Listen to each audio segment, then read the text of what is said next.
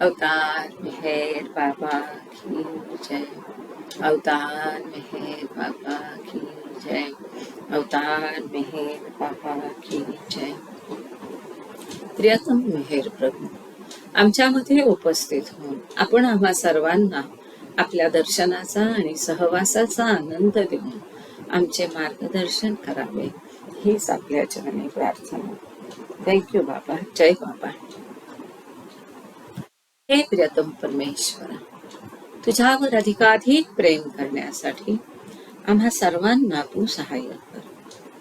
अधिक आणखी अधिक प्रेम करण्याकरता, इतकं की तुझ्याशी तद्रूप होण्यास आम्ही पात्र व्हावं व तुझ्यावरील आमचं प्रेम वृद्धिंगत व्हावं, यासाठी आम्हास तू सहाय्य कर. आणि प्रियतम बाबांचा दावा अगदी अखेरच्या क्षणापर्यंत व अगदी अखेरच्या क्षणी देखील आमच्या हाती घट्ट राहावं, यासाठी आम्हास तू सहाय्य कर. अवतार मेहर बाबा की जय. अवतार मेहर बाबा की जय. अवतार मेहर बाबा की जय. जय बाबा. सगळ्यांना जय बाबा. अवतार मेहर बाबांचे अध्यात्मपर लेख आणि संदेश हा भाग 1 आपण वाचून संपवला. भाग 2 मध्ये बाबांनी जेवढे फळी म्हणजे प्रवचन दिलेले होते, लेक्चर्स, डिस्कोर्सेस, त्यावेळेला हे पुस्तक पब्लिश होईपर्यंत ते सगळे ह्या पान 134 पर्यंत आलेले आहे. आणि केतकी थोडा वेळ प्रेझेंट करेल त्या पुस्तकाचं. ह्याच पुस्तकामध्ये प्लीज केतकी प्रेझेंट करू शकते. याच पुस्तकामध्ये विभाग 2, विभाग दुसरा म्हणून एक त्यांनी दुसरा विभाग दिला. हे कसे सगळे बाबांनी दिलेले वेळोवेळेला डिस्कोर्सेस होते, त्याचं कंपायलेशन त्यावेळेला मेहर मेसेजेस, क्लो वगैरे मासिकातून यायचं आणि ते सगळं एकत्र करून त्याचं भाषांतर हे सी.डी. देशमुखांनी केलं होतं. आता त्यावेळेपर्यंत म्हणजे हे 1948 ला पब्लिश झालेलं पुस्तक आहे, फेब्रुवारी 48 ला. तर 48 पर्यंत वेगवेगळ्या वेळेला वेगवेगळ्या ठिकाणी बाबांनी जे संदेश दिले, बाबांचे मेहर मेसेजेस आपल्याला माहिती आहे की काही प्रसंगाने दर्शन प्रोग्राम असेल, सहवास प्रोग्राम असेल, त्यावेळेला जे बाबांनी दिलेले संदेश आहेत त्यातले महत्वाचे काही काही संदेश इथे दिलेले आहेत. तर हा विभाग दुसरा आता आज आपण सुरू करत आहोत आणि त्याचं नावच आहे श्री मेहर बाबांचे दिव्य संदेश. आणि छान बाबांचा यंग एजचा फोटो आहे आणि खाली त्यात दिलेला आहे, सॉरी, केवळ शब्दमय शिकवणूक नव्हे तर आत्मजागृती देण्याकरता मी आलो आहे. की जे I have come not to teach but to awaken. कारण आत्म्याची जागृती जर झाली नाही तर केवळ थेअरी कोरडी करून उपयोग नाही. तर केवळ हे तर बाबांनी आपल्याला शब्द दिलेलेच आहे की ज्यामुळे आपल्याला बरंच ज्ञान मिळेल, कळेल.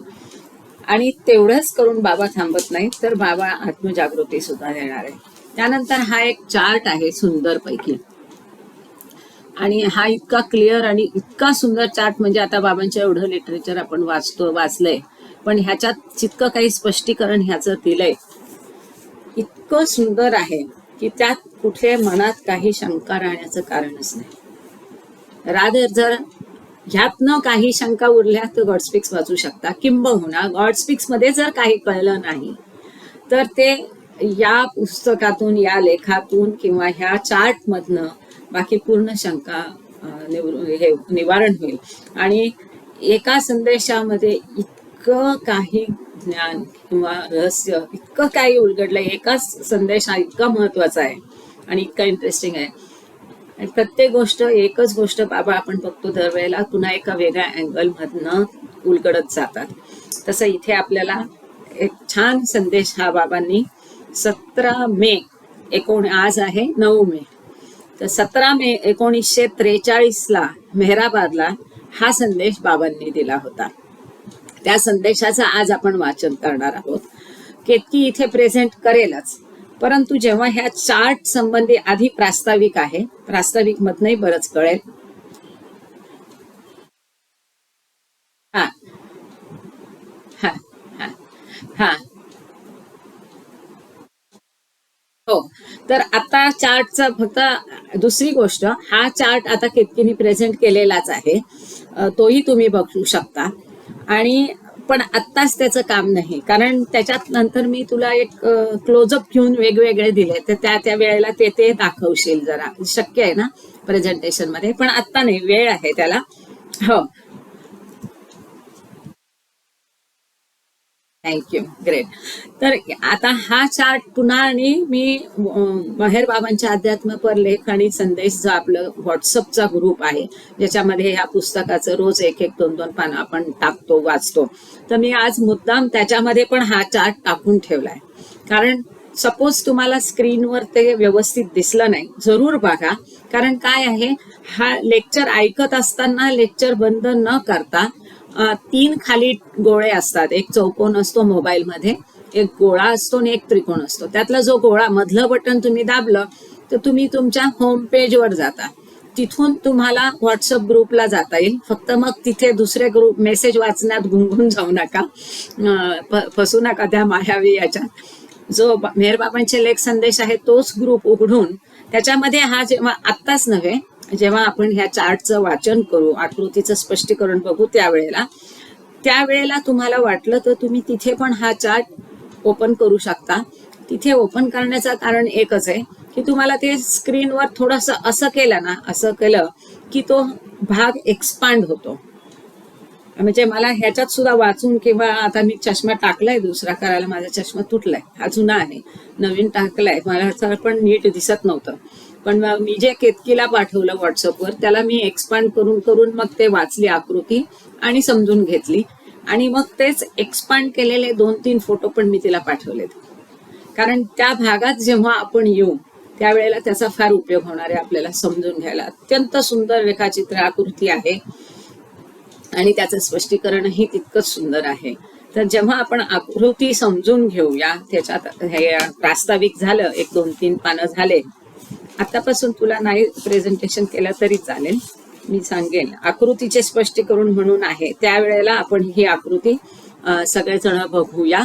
आणि तुम्ही पण, तुम्हाला जर स्क्रीनवर आता दिसली नाही तर आपल्या आपल्या मोबाईलवरती पण तुम्ही एक्सपांड करून तिला बघू शकता गरज पडली तर. तत्पूर्वी आता आपण हा संदेश काय आहे, प्रास्ताविक काय आहे ते बघूया. चालेल? जय बाबा. पहिला संदेश आहे हा, म्हणजे हे इथून पुढे संदेश सुरू झाले. त्यातला हा 17 मे 1943 मेहराबादला बाबांनी हा संदेश दिला होता. उत्क्रांती, जन्म परंपरा आणि मोक्ष मार्ग.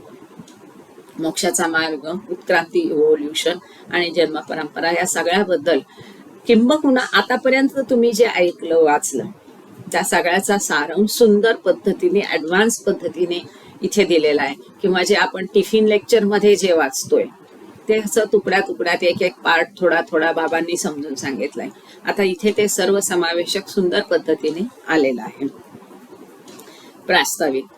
उत्क्रांती, जन्म परंपरा आणि मोक्ष मार्ग यामधून प्रवास केल्यावर आत्म्याला स्वानुभव येऊ शकतो, स्वतःचा अनुभव. कशा कशातून? जेव्हा त्याची उत्क्रांती होईल, इव्होल्युशन होईल.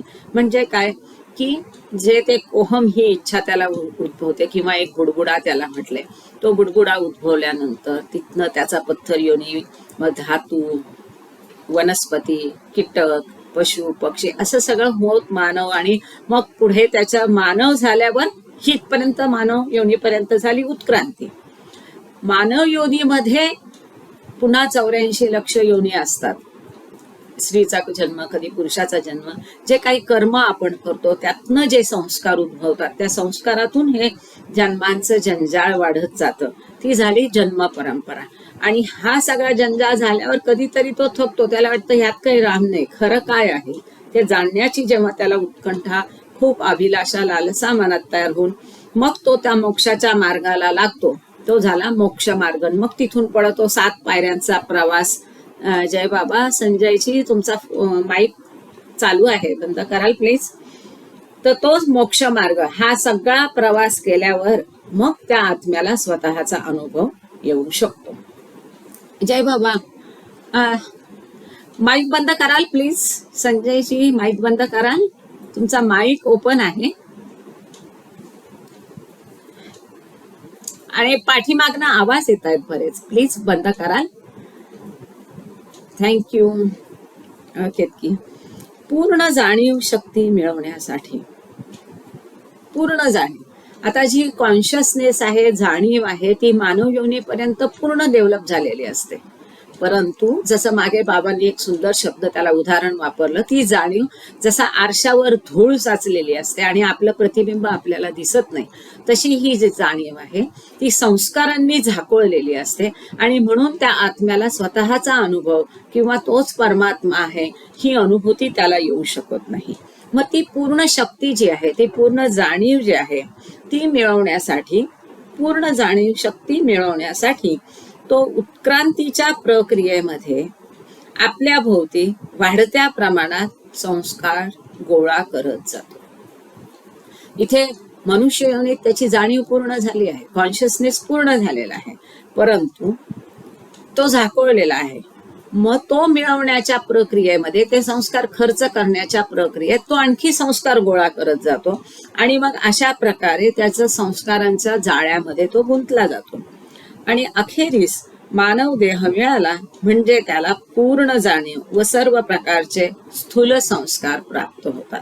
म्हणजे मानव शरीरामध्ये फुल्ली डेव्हलप्ड जे कॉन्शियसनेस असतो तो होतो, परंतु सगळे स्थूल संस्कार त्याला प्राप्त होतात. यानंतर म्हणजे इथे महत्वाचा बाबांनी काय मुद्दा पाहतोय आपण, की स्थूल संस्कार हा एक महत्वाचा इथे बाबांनी मुद्दा मांडलेला आहे, की मानव देहामध्ये जाणीव पूर्ण होते आणि सगळ्या प्रकारचे स्थूल संस्कार त्याला तिथे मिळतात, प्राप्त होतात. यानंतर मानव देहातच आत्म्याची जन्म परंपरा चालू होते. आत्म्याची जन्म परंपरा बघा बरं का, बाबांचे एक एक शब्द एक एक वाक्यातलं महत्वाचा आहे आणि सुंदर आहे आणि तो महत्व त्या शब्दाचा समजून घेतला तर ते त्या पूर्ण वाक्याचा अर्थ उलगडणार. जेव्हा मानव देह मिळतो त्या मानव देहातच जन्माची परंपरा मानव देहाच्या आधी नाही, मानव देहामध्ये जन्माची परंपरा चालू होते.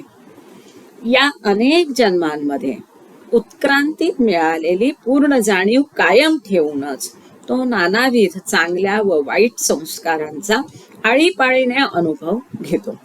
मोक्ष जसं सद्गुरू आहे, त्याची जी कॉन्शियसनेस आहे, अपार चैतन्याचं त्याची जाणीव असते, ती जाणीव कायम ठेवून तो सद्गुरू ह्या जगामध्ये कार्य करतो. तसं माणूस झाल्यानंतर तो जीवात्मा ती जी पूर्ण जाणीव आहे ती कायम ठेवून मग तो चांगले वाईट संस्कारचा अनुभव घेतो किंवा गोळा करतो. मोक्ष मार्गात प्रवेश केल्यावर देखील आत्म्याची पूर्ण जाणीव कायमच राहते.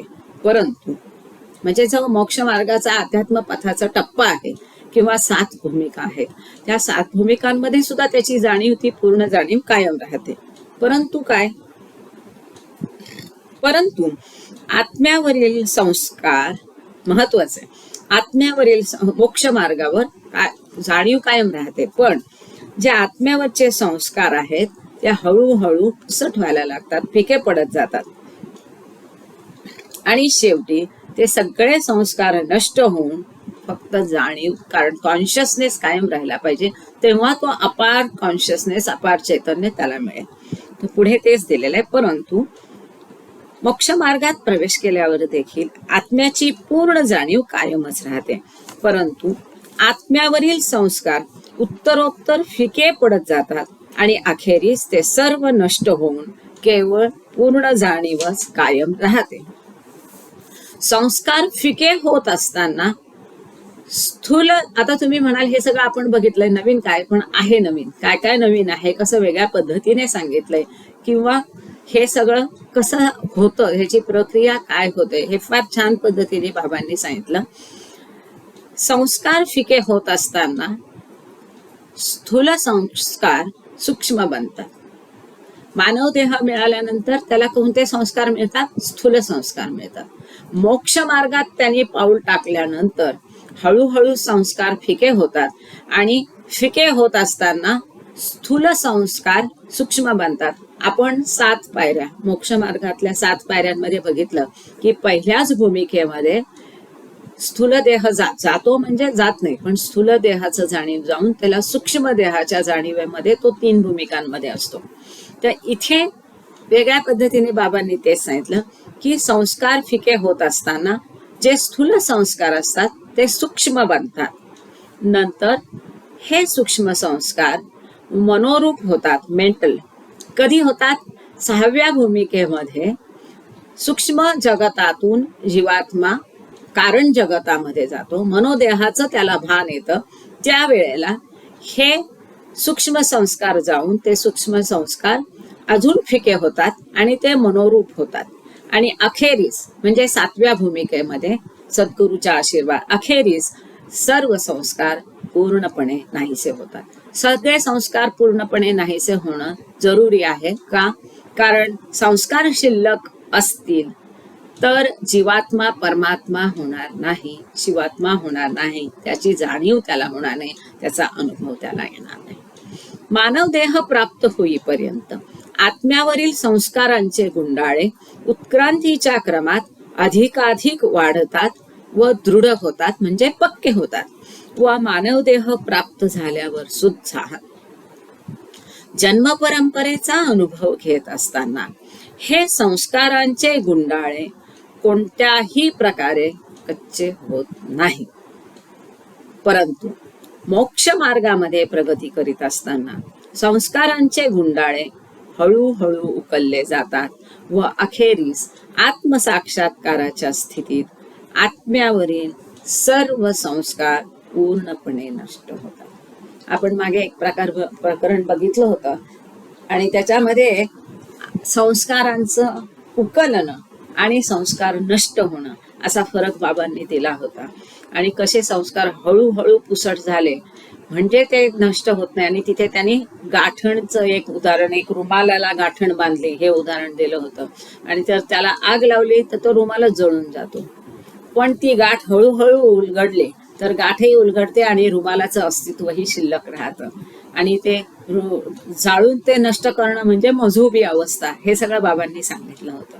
तर हे पूर्वीचं, हे आता त्याला पुढचा फायनल टच कसा दिलेला आहे बाबांनी, की हे जे आत्म्यावरचं संस्कारांचा गुंडाळा आहे, जंजाळ आहे, ते जन्म परंपरेमध्ये कमी होत नाही. रादर जन्म परंपरेमध्ये हे संस्कार वाढतच जातात. परंतु एकदा जर का मोक्ष मार्गावर त्याने प्रवेश केला तर तिथे मात्र हे संस्कार कच्चे व्हायला होतात. आणि मोक्ष मार्गावर जीवात्मा जशी जशी प्रगती करत जाईल तसं तसं हळूहळू हे संस्कारांचं गुंडाळ आहे, जंजाळ आहे, गुंता आहे, तो हळूहळू उकलला जातो. आणि मग शेवटी आत्मसाक्षात्काराच्या वेळेस, थँक्यू ताई, आत्मसाक्षात्काराच्या स्थिती, सुरेखाताई थँक्यू, आत्म्यावरील सगळे संस्कार पूर्णपणे नष्ट होतात. ह्याचं मी पण माणूस आहे, मातीचाच देह आहे. मी जे सांगते किंवा मला जे बाबांना जे सांगायचंय किंवा मला जे तिथपर्यंत पोचवायचंय ते पोचतं की नाही ह्याच्यासाठी हे महत्वाचं आहे. म्हणजे कळत राहतं, अरे हा चला म्हणजे पुढचा मुद्दा घेऊ शकतो. सर्वांतर्यामी असणारा परमात्मा सत्य वस्तू होय. आपण हेही बघितलं की आत्मा हा मर्यादित आहे, तो अमर्याद आहे. का? कारण तो परमात्म्याचा अंश आहे, तो सगळ्यांच्या ठायी आहे. म्हणून तिथे म्हटलंय की सर्वांच्या अंतर्यामात असणारा परमात्मा हेच एक सत्य वस्तू होय, बाकी सगळं असत्य आहे. तिथे सत्य वस्तू त्याला म्हटलेलं आहे, बीइंग म्हटलेलं आहे. आणि ईश्वर म्हणजे काय? सत्य, ट्रुथ. ईश्वर म्हणजे काय? प्रकाश. ईश्वर म्हणजे काय? ऊर्जा. हे आपण बघितलेलं आहे. परमेश्वराशिवाय दुसऱ्या कोणत्याही वस्तूला खरे अस्तित्व नाही. निरनिराळे भासणारे सर्व जीवात्मे या परमात्म्यामध्येच असून त्याच्याहून मुळीच निराळे नाही. इतर कशालाही अस्तित्व नाही, बाकी सगळं शून्य आहे, झिरो आहे, भास आहे. फक्त परमात्मा एवढंच एक सद्वस्तू आहे. पण त्या परमात्म्यातच हा असा आपण मागे एक हे केलं होतं की असा प्रचंड मोठा एक गोल आहे, गोळा आहे, चेंडू आहे, बॉल आहे आणि त्याच्यामध्ये आपण सगळे आहोत.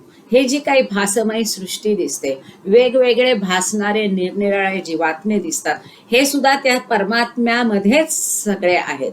म्हणजे सर्व समावेशक आहे. परमात्मा कसा आहे? सर्व समावेशक आहे.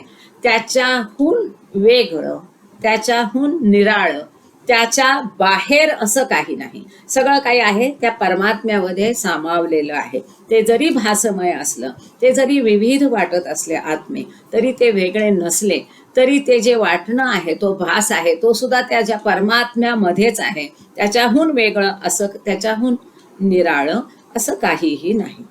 उत्क्रांती, जन्म परंपरा आणि मोक्ष मार्ग ह्यांची आवश्यकता आत्म्याला स्वतःच्या स्वरूपाची यथार्थ, खोटी नाही, यथार्थ जाणीव होण्यासाठी आहे.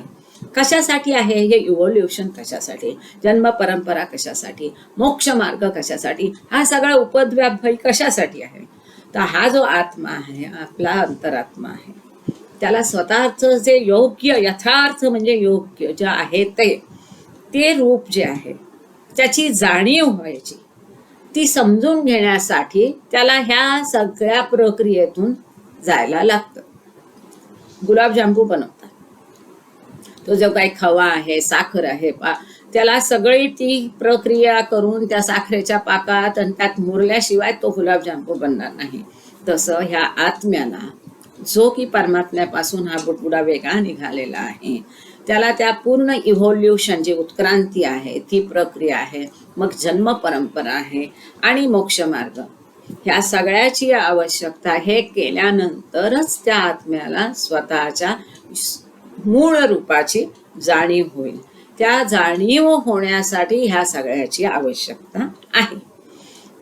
लहानपणापासून प्रश्न होता की आपण परमात्म्या, आपण देव आहे, आपल्यात देव आहे, आपणच देव होतो, किंवा परमात्म्यापासून आत्मा वेगळा झाला, मग कशाला झाला, हे जन्म कशाला पाहिजे, हे सगळं कशासाठी, हा असा प्रश्न जो आहे अगदी लहानपणापासून प्रत्येकाच्याही मनात असेल.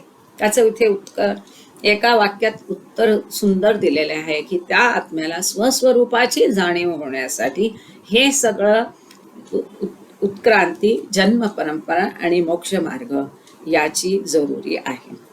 उत्क्रांती चालू असताना संस्काराचे गुंडाळे निर्माण होतात. या संस्कारांमुळे जाणीवेला जरी बंधन होत असले तरी त्यांच्या वाचून जाणीवेचा उत्तरोत्तर विकास होऊ शकत नाही. किती महत्वाचं आहे. अरे संस्कार आपल्याला फार आता ते संस्कार म्हणजे दुश्मन वाटायला लागले, पण त्या संस्कारांचं सुद्धा महत्व आहे. कारण संस्कार नसतील तर ही जी कॉन्शियसनेस आहे, जाणीव आहे, ती हळू, आता ती पूर्ण विकसित आहे, परंतु ती ओपन झाली पाहिजे, उलगडली पाहिजे, तिचा विकास झाला पाहिजे. ती जी जाणीव आहे ती झाकळलेली आहे. मग ती जाणीव पूर्ण निष्प्रभ झालेली जाणीव पुन्हा स्वतेजाने उजळण्यासाठी हे सगळ्या संस्कारांची सुद्धा गरज आहे. कारण ते संस्कार वापरून संपले तर ती जाणीव त्या संस्कारातून मोकळी होईल. म्हणजे जेव्हा उत्क्रांती चालू असते तेव्हा संस्कार निर्माण होतात. जन्म परंपरेत ते संस्कार अजून त्या आत्म्याला बंधनात टाकतात. आणि असं असलं तरी बाबा म्हणतात की त्या संस्कारांशिवाय जाणीवेचा जो उत्तरोत्तर क्रमाक्रमाने विकास होतो तो होऊ शकणार नाही. मोक्ष मार्गात संस्काराचे गुंडाळे पूर्णपणे उकलले जातात. तेव्हा जाणीवेचे सर्व प्रकारचे बंधन नष्ट होऊन उत्क्रांतीनंतर तयार झालेली पूर्ण जाणीवच अखेर कायम राहते. पूर्ण जाणीव आहे ती कधी राहिलेली आहे? सगळी उत्क्रांती संपल्यानंतर मानव रूपात जाणीव पूर्ण झालेली आहे. परंतु जन्म परंपरेमध्ये त्या जाणीवेने संस्कार गोळा केले. मग एकदा मोक्ष मार्गात त्या जीवात्म्याने पाय टाकला की मोक्ष मार्गात हळूहळू ते संस्काराचे गुंडाळे उकलत जातात. ते पूर्णपणे उकलले म्हणजे त्याच्या जाणीवेचं भोवती आपण मागे बघितलं की आत्मा आहे, आत्म्यानंतर मन आहे, मनानंतर संस्कार आहे. ह्या संस्काराचं कुंपण त्या आत्म्याभोवती आहे.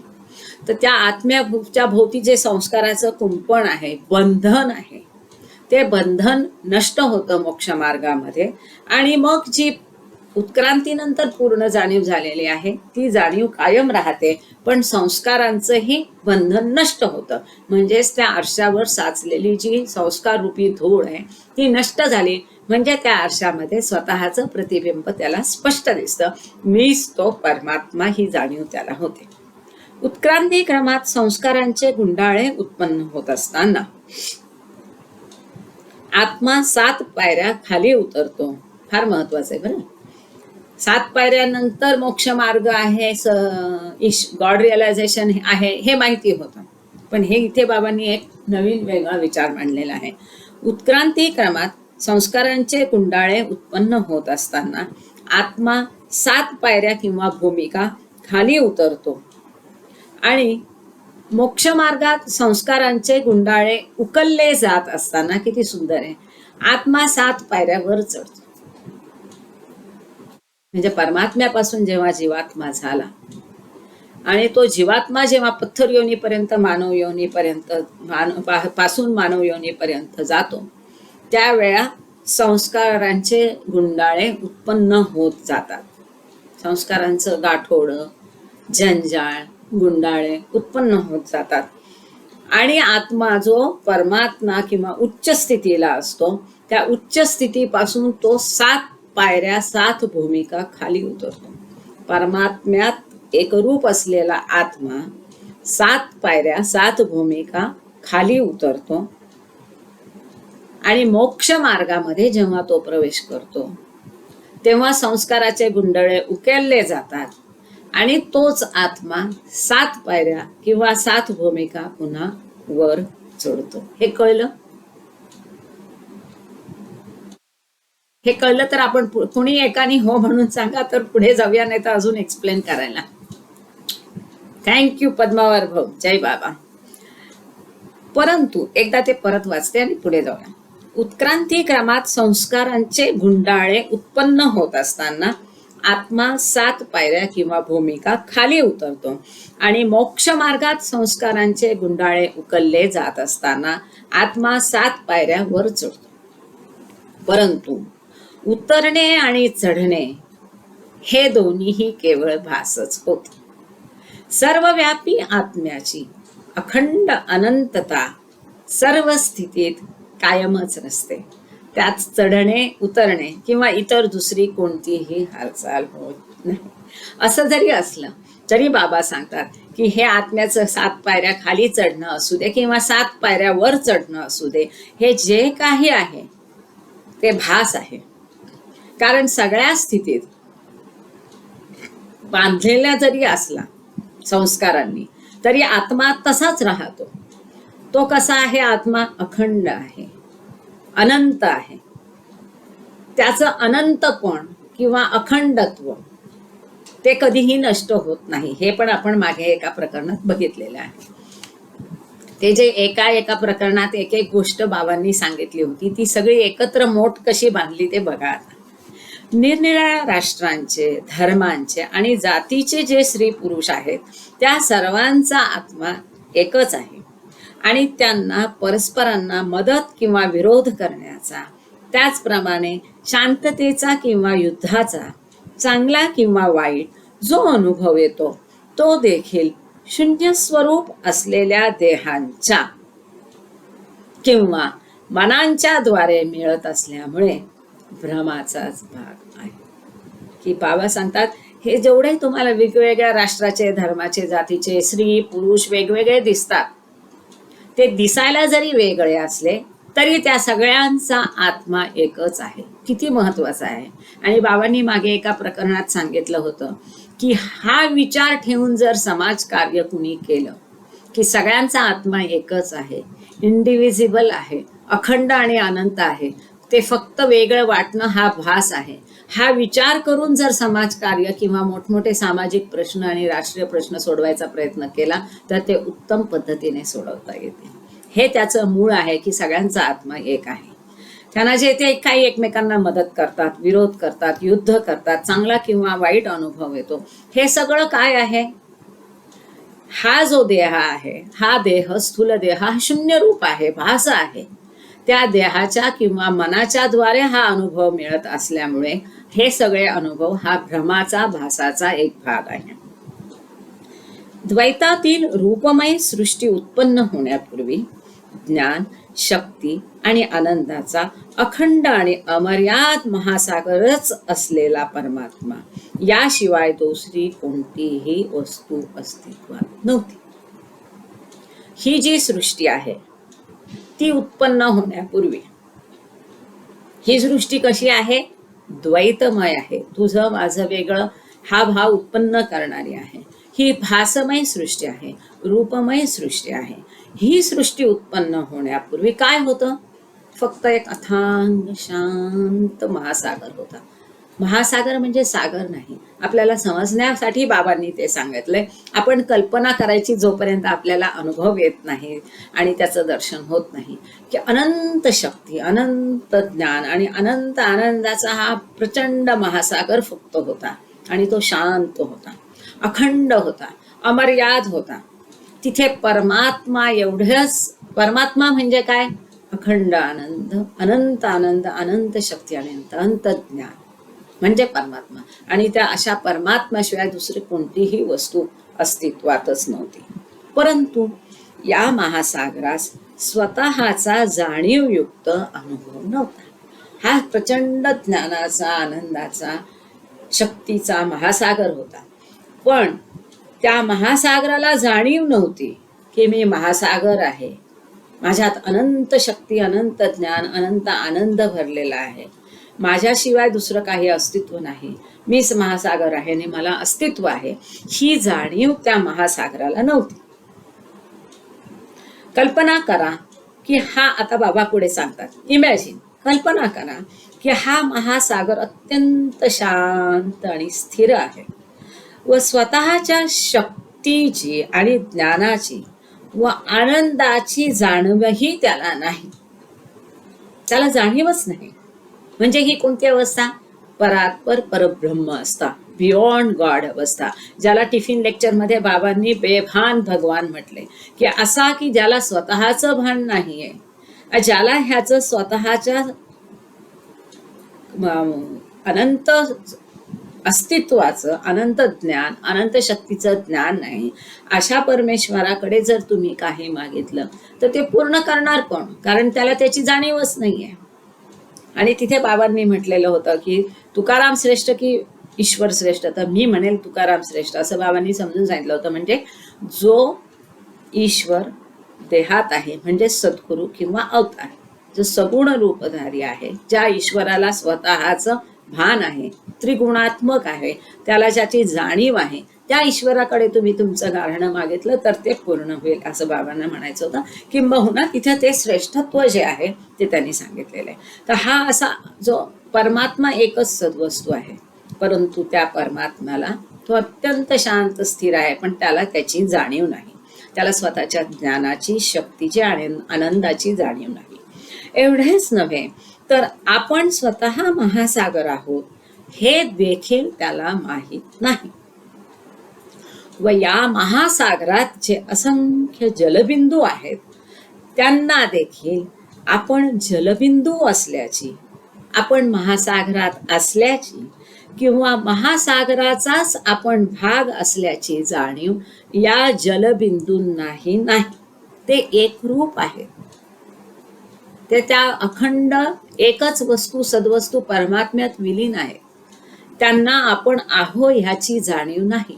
म्हणजे वेगळं अस्तित्व नाही, म्हणजे द्वैतभाव नाही. ते परमात्म्यात एकरूप मिलन झालेले आहेत.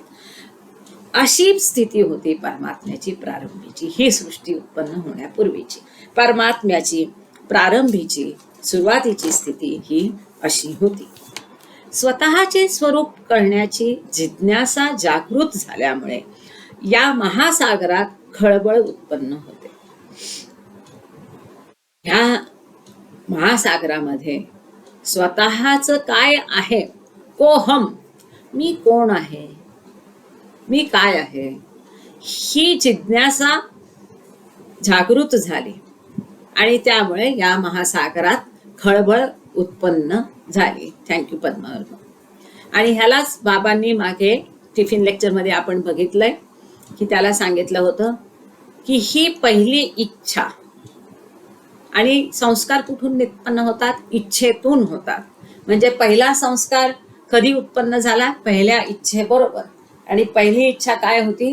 परमेश्वराला स्वतःला जाणून घेण्याची पहिली इच्छा होती. त्या पहिल्या इच्छेतून पहिला संस्कार उत्पन्न झाला, आणि म्हणून त्या पहिल्या संस्कारातून पहिल्या इच्छेतून पहिला संस्कार झाला, आणि तिथे विश्वाची उत्पत्ती झाली. आणि त्याला ते अगदी सूक्ष्माती सूक्ष्म ॲटम म्हटलेलं आहे, त्याला अणू तयार झाला, असं बाबांनी तिथे त्याचं वर्णन केलेलं आहे. जेव्हा ही जिज्ञासा व्यक्त होऊ लागते तेव्हा महासागरातील प्रत्येक बिंदूला व्यक्तित्व प्राप्त होते. आता महासागरात असंख्य बिंदू आहे, पण त्यांना माहीत नाही की आम्ही आहो, आमचं अस्तित्व आहे. पण जेव्हा ही खळबळ उत्पन्न होते, ही लहर उत्पन्न होते, ही जिज्ञासा तयार होते की कोहम, मी कोण, ही जाणण्याची, त्या जाणीवेबरोबर, त्या लहरी बरोबर ते जे असंख्य बिंदू आहेत, त्या प्रत्येक बिंदूला व्यक्तित्व प्राप्त होतं, त्या प्रत्येक बिंदूला अस्तित्व प्राप्त होतं, त्या प्रत्येक बिंदूला ही इच्छा प्राप्त होते की मी कोण आहे हे समजण्यासाठी. आणि अशा प्रकारे अद्वैतातून द्वैत भाव निर्माण झाला. नथिंगनेस आणि एव्हरीथिंग, किंवा एव्हरीथिंग अँड नथिंग. तेव्हा ह्या महासागरातील प्रत्येक बिंदूला व्यक्तित्व प्राप्त होते.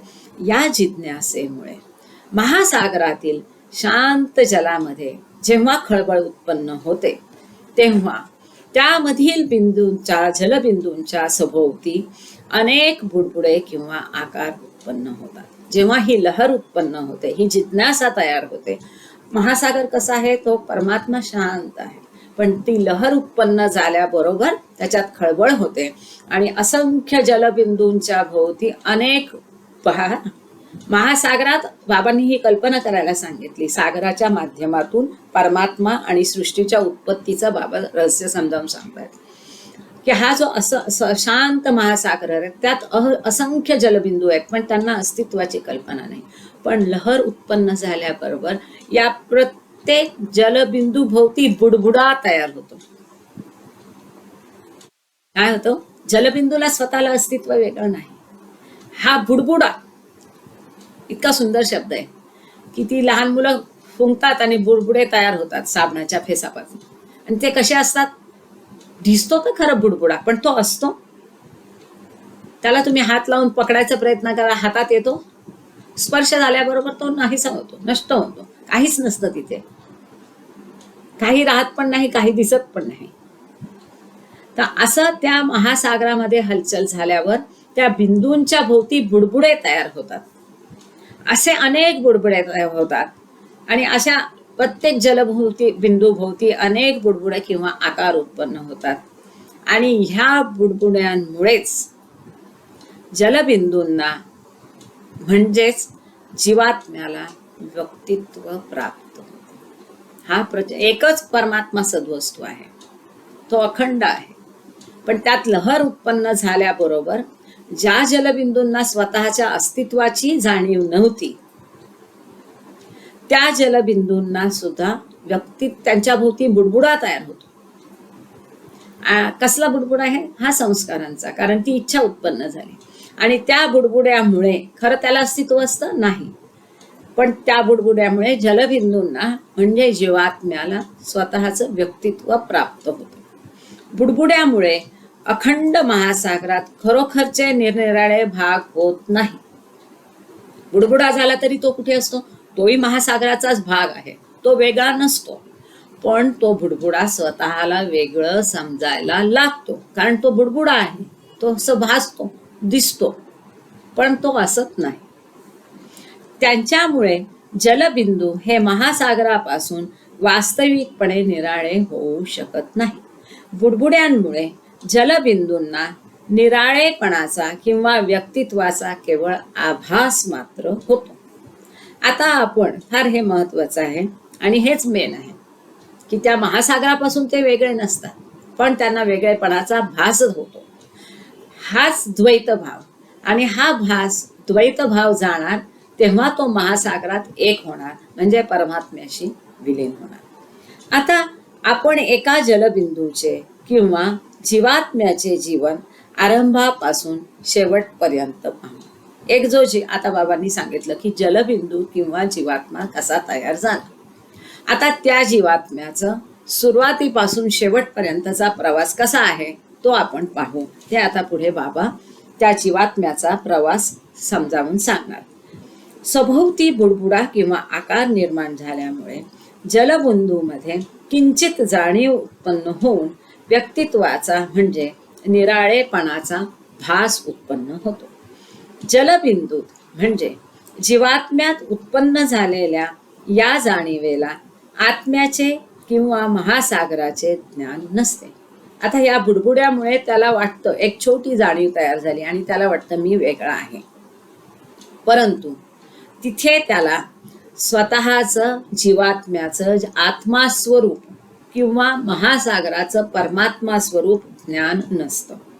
तर या जाणीवेला शून्य स्वरूप असलेल्या बुडबुड्यांचे म्हणजे देहरूप आकारांचे ज्ञान असते. मग काय होतं, हा बुडबुडा तयार झाला की तो जो बुडबुडा आहे तो स्वतःला तो बुडबुडा म्हणजेच देह समजतो आणि त्याला इतर कसलं ज्ञान नसतं. तर जो देह आहे किंवा बुडबुडेपण आहे किंवा बुडबुडा आहे त्याचंच, त्या आकाराचंच त्याला ज्ञान असतं. प्रारंभीचा पहिला अपूर्ण बुडबुडा म्हणजे दगड होय, की तो पूर्ण फुललेला नाही, छोटा बुडबुडा आहे. प्रारंभीचा सुरुवातीचा असा पहिला अपूर्ण बुडबुडा म्हणजे दगड होय. कालांतराने हा बुडबुडा फुटून त्याच्या जागी दुसरा उत्पन्न होता, तेव्हा दोन गोष्टी घडतात. आता हा बुडबुडा आहे, कधीतरी तो बुडबुडा फुटणारच. मग काय होतं, हा बुडबुडा फुटल्यानंतर त्याच्या जागी दुसरा बुडबुडा तयार होतो. त्या वेळेला काय होतं तर खाली दोन गोष्टी बाबांनी दिल्या, त्यातली एक गोष्ट होते जाणीवेचा अधिक विकास होतो. जी जाणीव जी आहे ती अगदी छोटी जाणीव असते, ती थोडी विकसित होते आणि पूर्वीच्या बुडबुड्यात जे संस्कार उत्पन्न झालेले असतात त्या सर्वांना एक प्रकारची गाठ बसून ते पक्के होतात. पहिला बुडबुडा उत्पन्न का झाला, पहिल्या इच्छेबरोबर पहिला बुडबुडा उत्पन्न झाला, तिथे संस्कार उत्पन्न झाले. त्यातनं दुसरा झाल्याबरोबर काय होते, ती त्या पहिल्या बुडबुडातून जे संस्कार उत्पन्न झाले त्या संस्कारांना अशी गाठ बसते आणि ते पक्के होतात.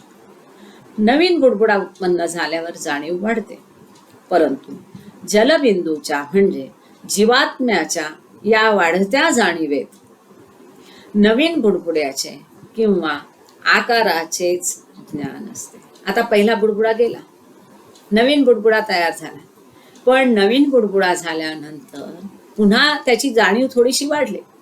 पण आता जो नवीन बुडबुडा झाला त्याला पुन्हा त्या नवीन बुडबुड्याचीच जाणीव असते, तोच तो आपला देह म्हणजेच समजतो. त्याला तिथे महासागराचं किंवा इतर बुडबुड्यांची जाणीव नसते. म्हणजेच आत्म्याचे स्वतःचे म्हणजे आत्म्याचे ज्ञान नसते. नंतर हा नवीन बुडबुडा फुटून तिथे आणखी दुसरा नवीन बुडबुडा किंवा आकार उत्पन्न होतो व असे होत असताना जमलेल्या सर्व संस्कारांना आणखी एक गाठ बसून जाणीव अधिक वाढते. नवीन बुडबुडा, पुन्हा आणखी संस्कार, पुन्हा एक गाठ पडते, पुन्हा जाणीव थोडी अजून डेव्हलप होते, विकसित होते. याप्रमाणे मनुष्य देह येईपर्यंत उत्क्रांतीमध्ये दगड, धातू, वनस्पती, कीटक, मासे किंवा जलचर, पक्षी आणि पशु किंवा जनावरे अशा 7 पायऱ्या आहेत. परमात्म्यापासून आत्मा खाली उतरताना 7 भूमिकातून जातो. त्या 7 भूमिका म्हणजे दगड, धातू, वनस्पती, कीटक, जलचर किंवा मासे, पक्षी आणि पशु किंवा जनावर. ह्या झाल्या 7 पायऱ्या. अशा 7 पायऱ्या परमात्म्यापासून आत्मा उतरतो, जीवात्मा उतरतो. प्रत्येक वेळी बुडबुडा किंवा आकार बदलत असताना जाणीव जास्त वाढून पूर्वीच्या संस्कारांना गाठ बसते. हे जी कॉन्शियसनेस आहे, चैतन्य आहे, ती हळूहळू वाढते आणि जे आधीचे संस्कार आहे त्यांना गाठी बसत राहतात व अखेरीस मनुष्य देह रूपी बुडबुडा, हा मनुष्य देह पण एक बुडबुडाच आहे महासागरातला. शेवटी हा मनुष्य देहरूपी बुडबुडा किंवा आकार मिळाला म्हणजे त्यात ती जी जाणीव आहे, चैतन्य आहे, ती पूर्ण विकास पावते.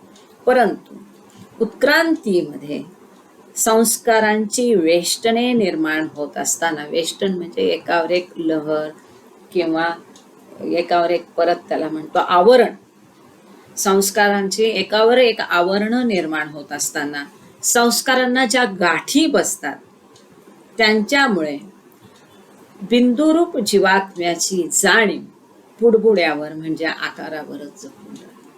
आता मनुष्य देहात त्याची जाणीव किंवा जे चैतन्य आहे ते पूर्ण आहे विकसित, परंतु हा विकास होत असताना ज्या संस्कारांच्या गाठी बसल्या त्या गाठीचा एक कुंपण त्या आत्माभोवती तयार झालं, त्या संस्कारांची एक बंधन तयार झालं आणि त्या बंधनामुळं ती जाणीव पुन्हा बंधनात अडकलेली राहिल्यामुळे त्या आकाराशीच ती जाणीव जखडून राहते, बद्ध राहते. आणि ह्याच कारणामुळे मनुष्य देहात सुद्धा जाणीवेची पूर्ण वाढ झालेली असूनही आत्म्याला स्वतःचे ज्ञान होऊ शकत नाही. उत्क्रांतीनंतर मनुष्य देहात जाणीव पूर्ण जरी झाली तरी ती संस्काराच्या बंधनात अडकलेली असल्यामुळे त्या आत्म्याला स्वतःचं पूर्ण ज्ञान की मी आत्मा आहे, ह्या परमात्म्याचा भाग आहे, ह्या अखंड परमात्मा वस्तू जी आहे शांत महासागरासारखी, त्याचा मी एक अविभाज्य भाग आहे, ही जाणीव त्या आत्म्याला होऊ शकत नाही. मनुष्यदेह मिळाल्यावर जीवात्म्याचा दुसऱ्या स्थितीत प्रवेश होतो. आता मनुष्य देहापर्यंत उत्क्रांतीची एक अवस्था झाली, आत्म्याचं 7 भूमिका खाली उतरणं झालं. आता इथून पुढचा मनुष्य देह मिळाल्यानंतर इथून पुढचा त्या जीवात्म्याचा वेगळा प्रवास सुरू होतो. ही दुसरी स्थिती अत्यंत महत्वाची आणि ती म्हणजे जन्म परंपरा.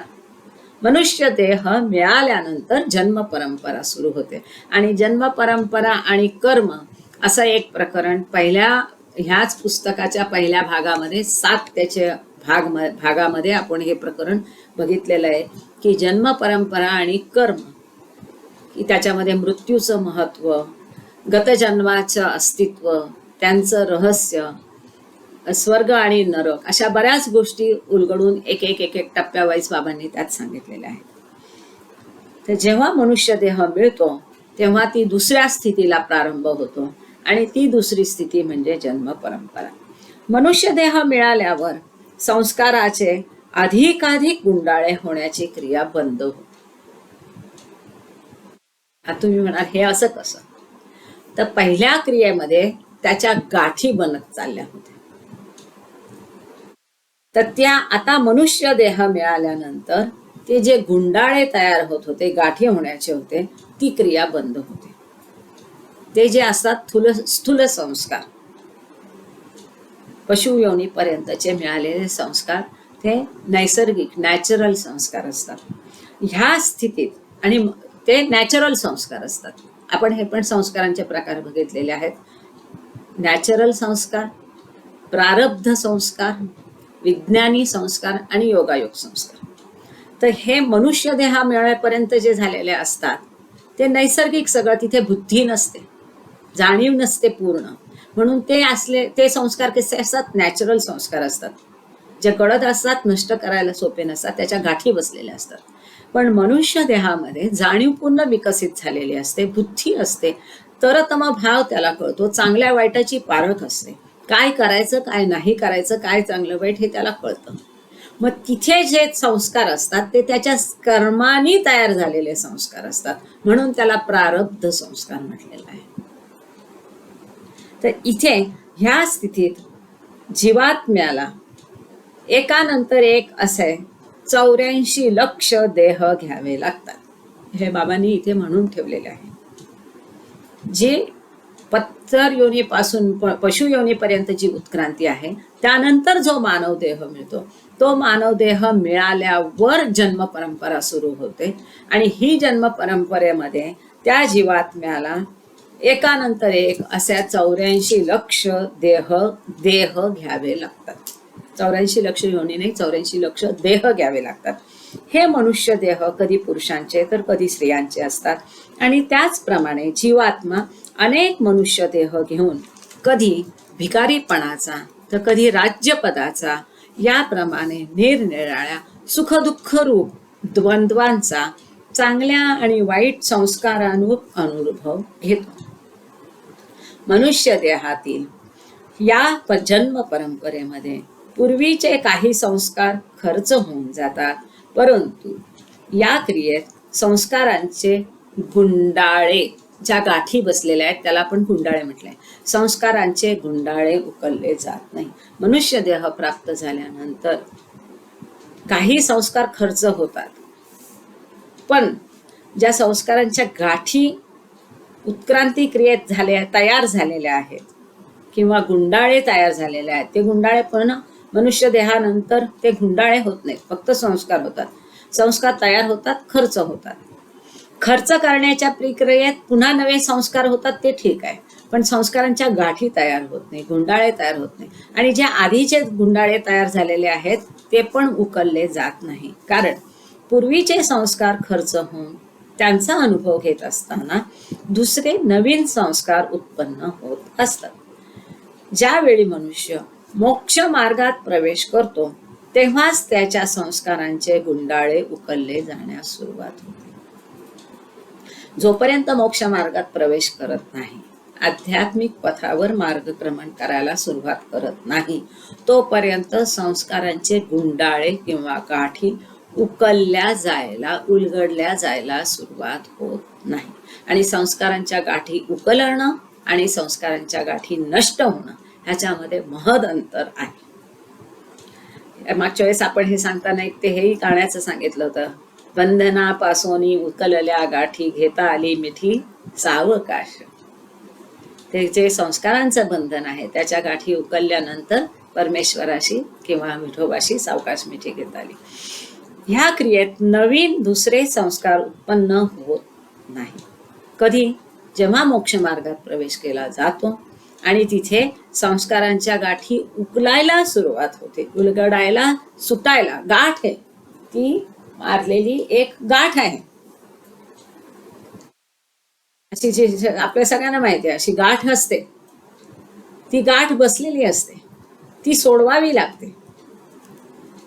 आता हे आहे, ही एक गाठ बसली, आता ही गाठ काढायची म्हणून ह्याला जायला तर हे नष्ट होईल, ह्याचं अस्तित्वच राहणार नाही. पण ती गाठ काढायची असेल तर ती अशी अलगद हळूहळू करून ती उलगडायला लागते, तेव्हा ही गाठ निघून गेली. तसं मोक्षपथावर असताना हळूहळू ह्या गाठी उकलल्या जातात. जेव्हा ह्या गाठी उकलायला लागतात मोक्ष मार्गावर, तेव्हा नवीन संस्कार उत्पन्न होत नाहीत. व अखेरीस इथं असं म्हटलंय, पण गॉड स्पीक्स मध्ये म्हटलंय की तिथेही थोडे बहुत संस्कार उत्पन्न होतात. खैर, तो भाग वेगळा आहे. ठोक मानाने समजून घ्यायचं तर मोक्ष मार्गात संस्कारांच्या गाठी उकलायला सुरुवात होते आणि अखेरीस आत्म्यावरील संस्काराची सर्व वेष्टने उकलली जातात. मनुष्य देह मिळेपर्यंत संस्कारांची वेष्टने अधिकाधिक पक्की होत जातात. संस्कारांचे हे आवरण अधिक पक्क होत जातात. मनुष्य देहातील जन्म परंपरेमध्ये ही वेष्टने कायम राहून ती जाणीवेला मर्यादित ठेवतात. जे आपण बघितलं की प्रत्येक बुडबुड्यानंतर दुसरा बुडबुडा तयार होतो, आणि असं होत असताना दुसरा बुडबुडा तयार झाला की पहिल्या बुडबुड्याच्या संस्कारातून अशी गाठ पडली आहे, पुन्हा दुसरी गाठ, पुन्हा तिसरी गाठ. तर या ज्या गाठी पडलेल्या आहेत त्या मनुष्य देह मिळाल्यावर पुन्हा गाठी पडत नाहीत, पण ज्या पहिल्या गाठी आहेत त्या तशाच कायम राहतात. आणि ह्या गाठींमुळे जाणीव मर्यादित राहते. ती पूर्ण अपार चैतन्य, तिचा अनंतत्वाचं जाणीव तिला राहत नाही. परंतु प्रत्येक मनुष्य देह बदलताना या ज्या संस्कारांच्या गाठी आहेत त्या संस्काराच्या गाठींना एक धक्का बसतो. हे फार महत्वाचं आहे. ह्या ज्या उत्क्रांती क्रियेत झालेल्या गाठी आहेत त्या गाठींना प्रत्येक 84 लक्ष देह बदलायचे. त्या प्रत्येक देह बदलण्याच्या क्रियेमध्ये ज्या पूर्वीच्या गाठी आहेत त्यांना धक्का बसतो. आणि अशा प्रकारे मोक्षमार्गात प्रवेश करण्यापूर्वी ह्या ज्या संस्कारांच्या गाठी तयार झालेल्या आहेत अनंत, कारण पत्थर योनीपासून मनुष्य योनीपर्यंत, पत्थर योनीमध्ये वेगवेगळ्या पत्थर, कीटकमध्ये वेगवेगळ्या प्रकारचे कीटक, पशु योनीमध्ये वेगवेगळ्या प्रकारचे पशु, आणि त्या प्रत्येक योनीतून दुसऱ्या योनीत जाताना पुढच्या योनीशी साधर्म्य असलेली अवस्था त्याची असते. आता पशु योनी आहे, तिथे चतुष्पाद असणार आहे. मग त्या आधीची पक्षी आहे, मग पक्षाची अशी जात की जास्त उडू शकत नाही आणि ज्याचा जमिनीशी संबंध असतो, तिथून त्याची सुरुवात होते. मग पशुयोनी, मग पशुयोनीमध्ये असा पशु की जो उडू पण शकतो आणि जो धावू पण शकतो, किंवा ज्याचा पशुत्व कमी प्रमाणात आहे. हे सगळं गॉड स्पीक्स मध्ये खूप छान पद्धतीने व्यवस्थित उकळले की त्या प्रत्येक योनीच्या शेवटाचं काय वैशिष्ट्य आहे. तर इन शॉर्ट हे जे बुडबुडे अनंत तयार होतात त्याच्या अनंत गाठी असतात आणि 84 लक्ष देहामध्ये त्या प्रत्येक गाठींना धक्का बसतो. अशा प्रकारे त्या संस्काराच्या गाठींना 84 लक्ष धक्के बसतात आणि त्यामुळे त्या गाठी कशा होतात, ढिल्या होतात. त्यानंतर मोक्ष मार्गातील वर चढण्याच्या तिसऱ्या प्रक्रियेला सुरुवात होते. ही कोणती प्रक्रिया झाली? दुसरी प्रक्रिया. पहिली प्रक्रिया आपण कोणती बघितली? उत्क्रांती. दुसरी प्रक्रिया कोणती? जन्म परंपरा. आता तिसरी प्रक्रिया मोक्ष मार्ग.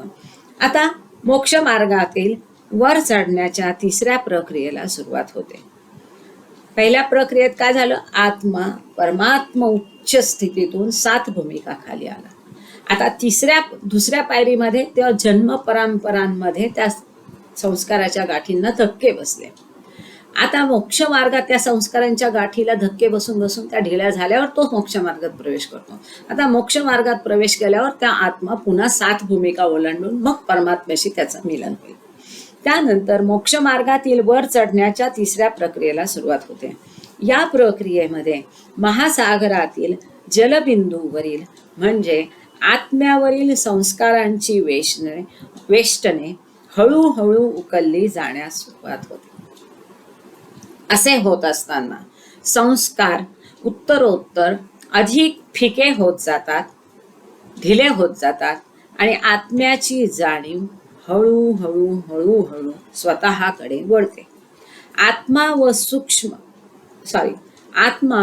सूक्ष्म व कारण जगातील भूमिका उल्लंघन करत जातो. या आत्मा आहे, त्याच्या भोवती हा देह कसा 3 देहांनी बनलेला आहे, त्या देह कसा कंप्राज आहे हे तुम्ही गुरुवारच्या टिफिन लेक्चरला पण वाजपेयींनी तुम्हाला सांगितलेलं आहे. त्याच्या आधीच्या लेक्चरला पण आपण सर्कलच्या माध्यमातून ते समजून घेतलं आहे की आत्मा, त्याच्या भोवती मन, संस्कार, मग मनोदेह, मग सूक्ष्मदेह आणि मग स्थूल देह, असा हा शरीर बनलेला असतं.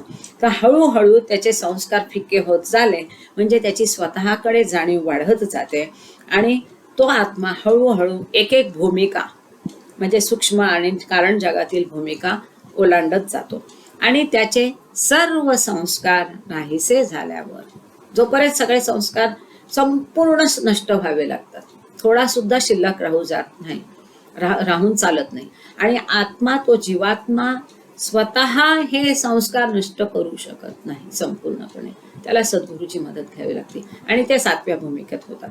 कारण 6व्या भूमिकेवर सुद्धा थोडे बहुत संस्कार शिल्लक असतात आणि त्यामुळे 6व्या भूमिकेवर त्याला ईश्वराचं साक्षात दर्शन होतं समोरासमोर.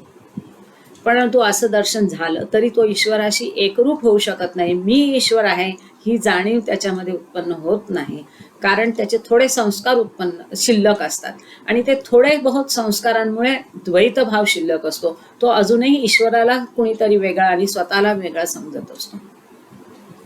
तर जेव्हा सगळे संस्कार नाहीसे झाल्यावर त्याला आपण स्वतःच परमात्मरूप महासागर आहोत असा जाणीवपूर्वक अनुभव. जेव्हा हे सगळे संस्कार 7व्या भूमिकेत संपतात तेव्हा हा जो जलबिंदू त्याच्या भोवतीचा बुडबुडा आहे तो बुडबुडा फुटतो आणि मग त्याला जाणीव होते की मी म्हणजे हा अथांग महासागर आहे, मीच ती परमात्मा सद्वस्तू आहे. मी जे आत्तापर्यंत स्वतःला समजत होतो की मी दगड आहे, पशु आहे, पक्षी आहे, मानव आहे, स्त्री आहे, पुरुष आहे, हे सगळे भास होते. अरे तो तर बुडबुडा होता, ते सत्य नव्हतं. मी तो नव्हतोच, मी असाच होतो, मी परमात्माच होतो. आणि हा सगळा प्रवास करून आल्यावर ही त्याला अनुभव येतो, ही जाणीव त्याला येते की मीच परमात्मा आहे. ही जाणीवेचा तो अनुभव येतो. परमात्मा रूपी अनंत महासागरात तुम्ही एक जीवरूपी जलबिंदू आहात. तुमचा आत्मा साधारण स्थितीमध्ये आहे. तुम्ही आपल्या जाणीवेने बुडबुड्याचा किंवा आकाराचा अनुभव घेता. ह्या बुडबुड्याच्या स्थूल देहरूपी आवरणामधून पृथ्वीरूपी जो एक मोठा स्थूल बुडबुडा आहे त्याचा तुम्ही अनुभव घेता. बाबा सांगतात ते तुम्ही परमात्मा आहात. अनंत महासागरात परमात्मा रूपी जो अनंत महासागर आहे त्यातला तुम्ही एक छोटा जलबिंदू आहात. तुमचा आत्मा साधारण स्थितीत आहे. तुम्हाला त्या आत्म्याचं अनंत पण जाणवलेलं नाही. का? कारण त्या बुडबुड्याच्या द्वारा तुम्ही तुमचा त्याचा अनुभव घेता. आणि त्या बुडबुड्याला म्हणजे तुमच्या स्थूल देहालाच तुम्ही अस्तित्व समजता. आणि ह्या अस्तित्वातून, ह्या बुडबुड्यातून तुम्ही पृथ्वीचा अनुभव घेता, जो की पृथ्वी म्हणजे पण एक मोठा स्थूल बुडबुडा आहे.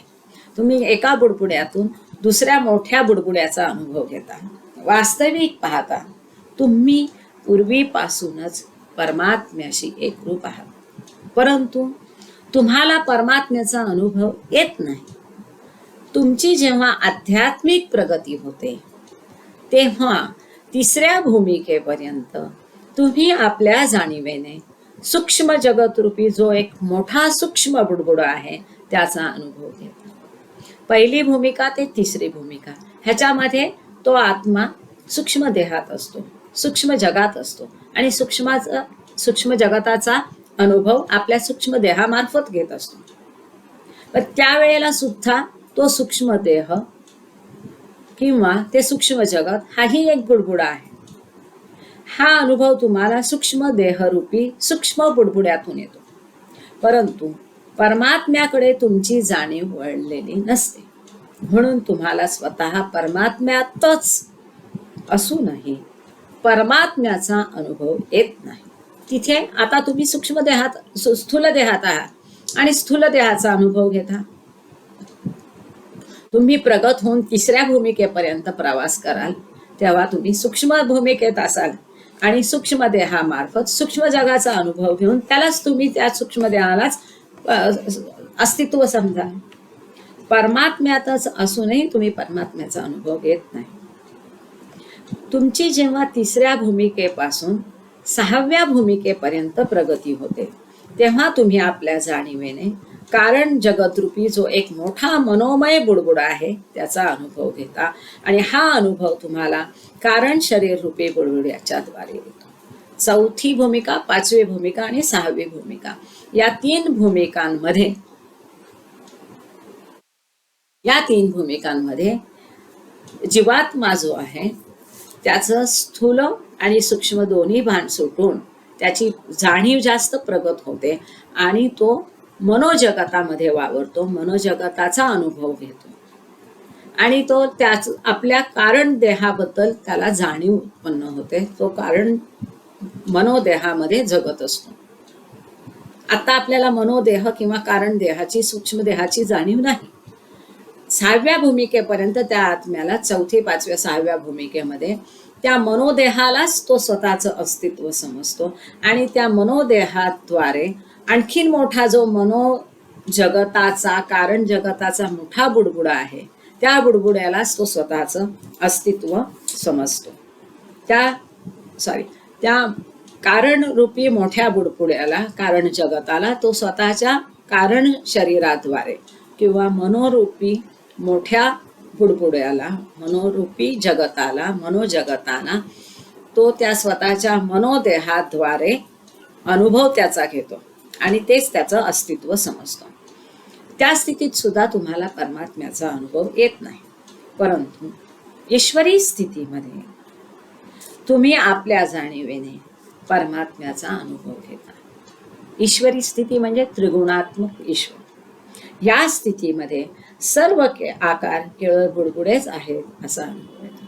आणि जेव्हा या 6ही भूमिका तुम्ही ओलांडून 7व्या भूमिकेत प्रवेश करता, कोणी सद्गुरू तुमची मदत करून तुमचे सगळे संस्कार नष्ट करतो, तुमच्या अहंकाराचा मूलोच्छेद होतो, तुमचा मनोनाश होतो.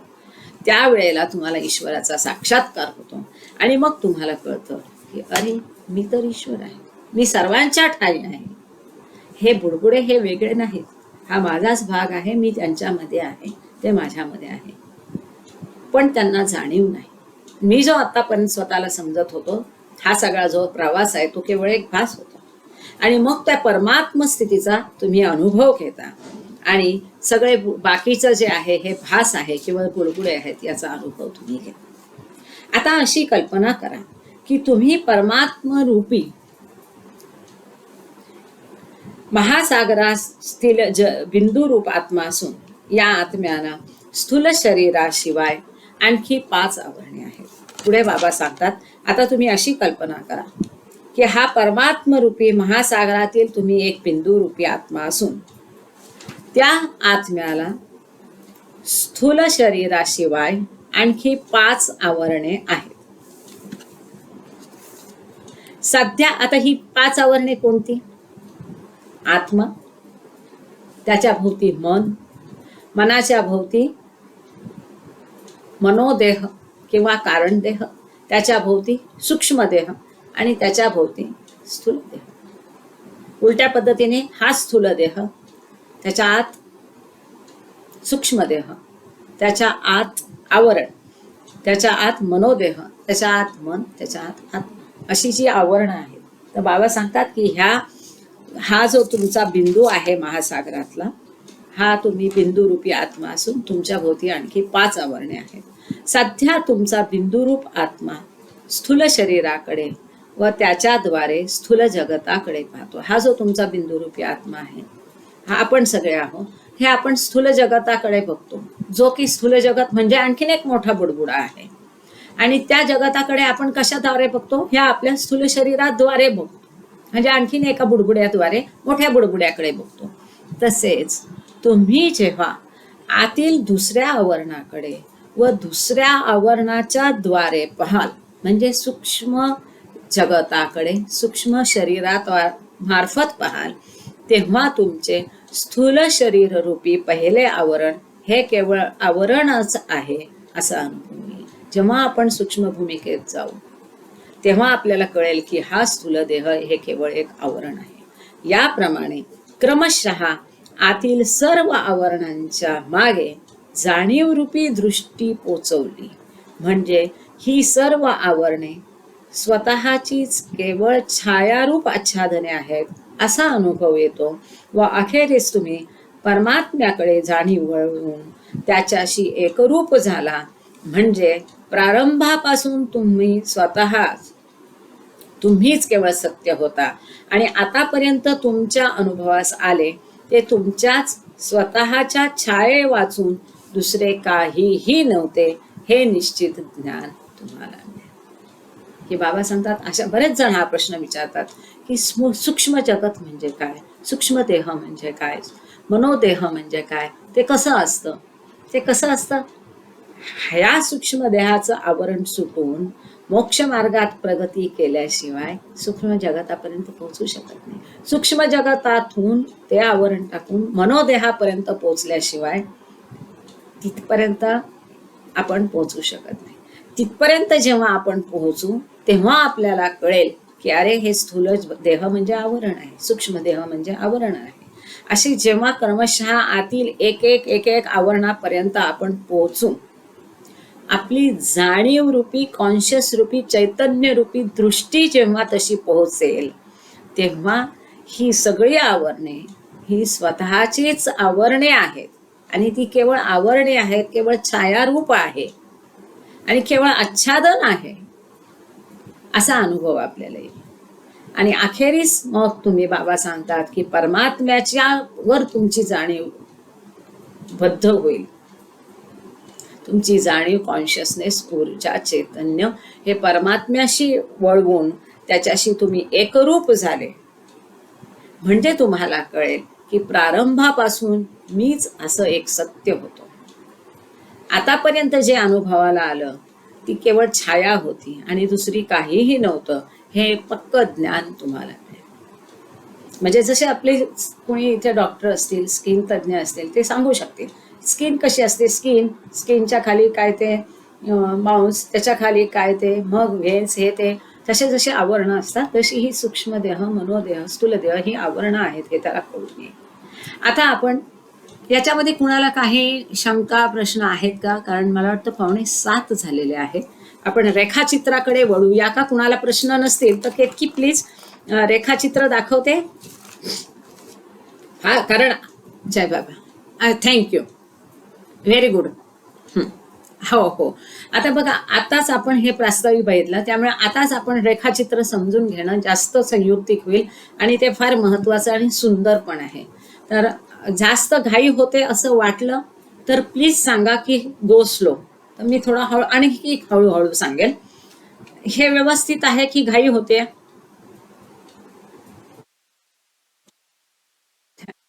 Thank you thank you thank you thank you thank you thank you. जय बाबा, थँक्यू. आता आपण थोडं फास्ट जाऊ. आपण ही प्रक्रिया ऑलरेडी समजून घेतली. आता आपल्याला आकृती समजून घ्यायची. ह्याच्याच पुढचं स्पष्टीकरणसाठी एवढं प्रास्ताविक त्यांनी ह्या आकृतीसाठी दिलं. अत्यंत सुंदर आकृती आहे. मी सुद्धा जरा ती पिनअप करते आणि तुम्ही सगळे पण आता आकृतीवर लक्ष द्याल. कुठे करायचं पिनअप? कधी कधी असं होतं. एक मिनिट. केतकी केतकी पहिलं की दुसरं काहीतरी. हा बरं, हे पिनअप करायचं. आलं लक्षात, आलं.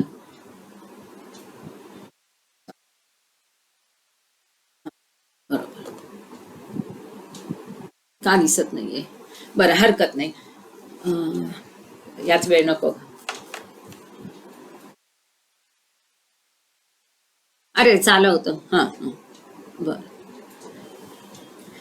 हा हो. आणि अगदी कुणाला नसेल दिसत ना, तर तुम्ही असं हाताने त्याला झूम करू शकता किंवा तुमच्या मोबाईलवर बघायला. आता आपण आकृती समजून घेऊया. अत्यंत सुंदर स्पष्टीकरण आहे ते. रेखाकृतीचे स्पष्टीकरण. आकृती नंबर 1. आकृती नंबर 1, पान 136. यामधील मोठे अर्धवर्तुळ सर्व व्यापक परमात्मा ओव्हर सोल दर्शवते. हे बघा, इथे ह्या अशा गाठी गाठी सारखं दिसतंय. जिथं परमात्मा परमात्मा असं लिहिलेलं दिसतंय, तर ते जे आहे मोठं वर्तुळ, हे मोठं वर्तुळ म्हणजे परमात्मा. कोणाला कळलं नाही तर लगेच विचारा, आणि कळलं असेल तर कुणीतरी एक जण सांगा. सुरेखाताईंना हे काम सोपवते प्लीज. हा हे हिने आता. थँक्यू केतकी. तर केतकी तुम्हाला ह्या ॲरोनी दाखवते हे मोठं वर्तुळ. पांढरा छोटा ॲरो आहे, त्याद्वारे ती ते मोठं वर्तुळ तुम्हाला दाखवत आहे. हे जे मोठं अर्धवर्तुळ तुम्ही बघताय, हे म्हणजे परमात्मा आहे. आणि तुम्ही जर बारकाईने बघितलं तर हे अर्धवर्तुळ सर्व समावेशक आहे. तुम्ही जर बघितलं तर ह्यात सगळं सामावलेलं आहे. या वर्तुळाच्या बाहेर काही नाहीये. जर परात्पर अवस्था, परमात्मा स्थिती, सद्गुरू, सगळ्या पत्थर योनीपासून मनुष्य योनी, मनुष्यातले सगळे प्रवास, संपूर्ण तिन्ही जगत, हे संपूर्ण ह्या सर्व समावेशक परमात्मा आहे. त्याच्यामध्ये सगळ्यांना त्यांनी व्यापलेलं असं दिसतं. परमात्म्यामध्ये जगातील सर्व वस्तूंचा समावेश होतो. उत्क्रांती, इव्होल्युशन, जन्म परंपरा, रिइन्कर्नेशन आणि मोक्ष मार्ग, प्रोसेस ऑफ रिअलायझेशन, असे जीवात्म्याच्या जीवनामधील 3 मुख्य विभाग दर्शवले आहेत. ह्या सगळ्या परमात्म स्थितीमध्ये या तिन्ही ज्या पायऱ्या आपण बघितल्या आता, उत्क्रांती, जन्म परंपरा आणि मोक्ष मार्ग, हे तिन्ही या परमात्म स्थितीमध्ये सामावलेलं आहे. त्याच्या बाहेर ते नाहीये. असे जीवात्म्याच्या जीवनामधील 3 मुख्य विभाग दर्शवले आहेत. छोटे वर्तुळ म्हणजे जीवात्मा. आता तुम्हाला इथे शंका येईल, हे जे एकात एक वर्तुळ आहे ते म्हणजे जीवात्मा नाही. हा, की थोडं हे पशुच्या इथलं जरा क्लिअर दिसतंय. तिथे घे ॲरो. पशुच्या इथे जर सर्कल आहे ना छोटं, इथे ॲरो घे. हा, म्हणजे हा स्पष्ट दिसेल, सगळ्यांना दिसेल. मध्ये मध्ये पशु बघ, पशु लिहिलेलं आहे, तिथे ॲरो घे ना. हा, हे हे पा. आता हे जे नाही नाही, हा, त्या गोलावरच घे, गोलावर. हा. हा. हा जो मोठा गोल दिसतोय त्याच्या आत एक छोटा गोल दिसतोय तुम्हाला. कुणीतरी एकाने रिप्रेझेंट करा सगळ्यांना. हा, सुरेखाताई. फाईन. तर हा जो छोटा गोल आहे, हा छोटा, हे महत्वाचं आहे समजणं, म्हणून मी एवढं हे करते, सॉरी. हा जो छोटा गोल आहे ज्याच्यावरती केतकीने आता बाण दाखवलाय, हा छोटा गोल म्हणजे आत्मा आहे. छोटे वर्तुळ म्हणजे जीवात्मा. हा छोटा, आता असे सगळे छोटे छोटे जीवात्मा दाखवलेले आहे. तुझा ॲरो तिथेच राहू दे थोडा वेळ, Ketaki, if it is not problematic to you, please. तो जो आहे हा छोटा वर्तुळ म्हणजे, केतकी ॲरो राहू दे ना तिथे प्लीज. हा छोटा वर्तुळ म्हणजे जीवात्मा आहे. आता हा समजून घ्या म्हणजे पुढचं समजायला सोपं जाईल. नरदेह प्राप्त होण्यापूर्वी जीवात्मा ज्या दशांमधून जातो त्या अशा दगड, ह्या सगळ्या येऊन इथे दाखवलेल्या आहेत पहा त्या अवस्था. आता केतकी दाखवेल तुम्हाला ॲरो मार्फत. दगड, अरे आउट झाले मी.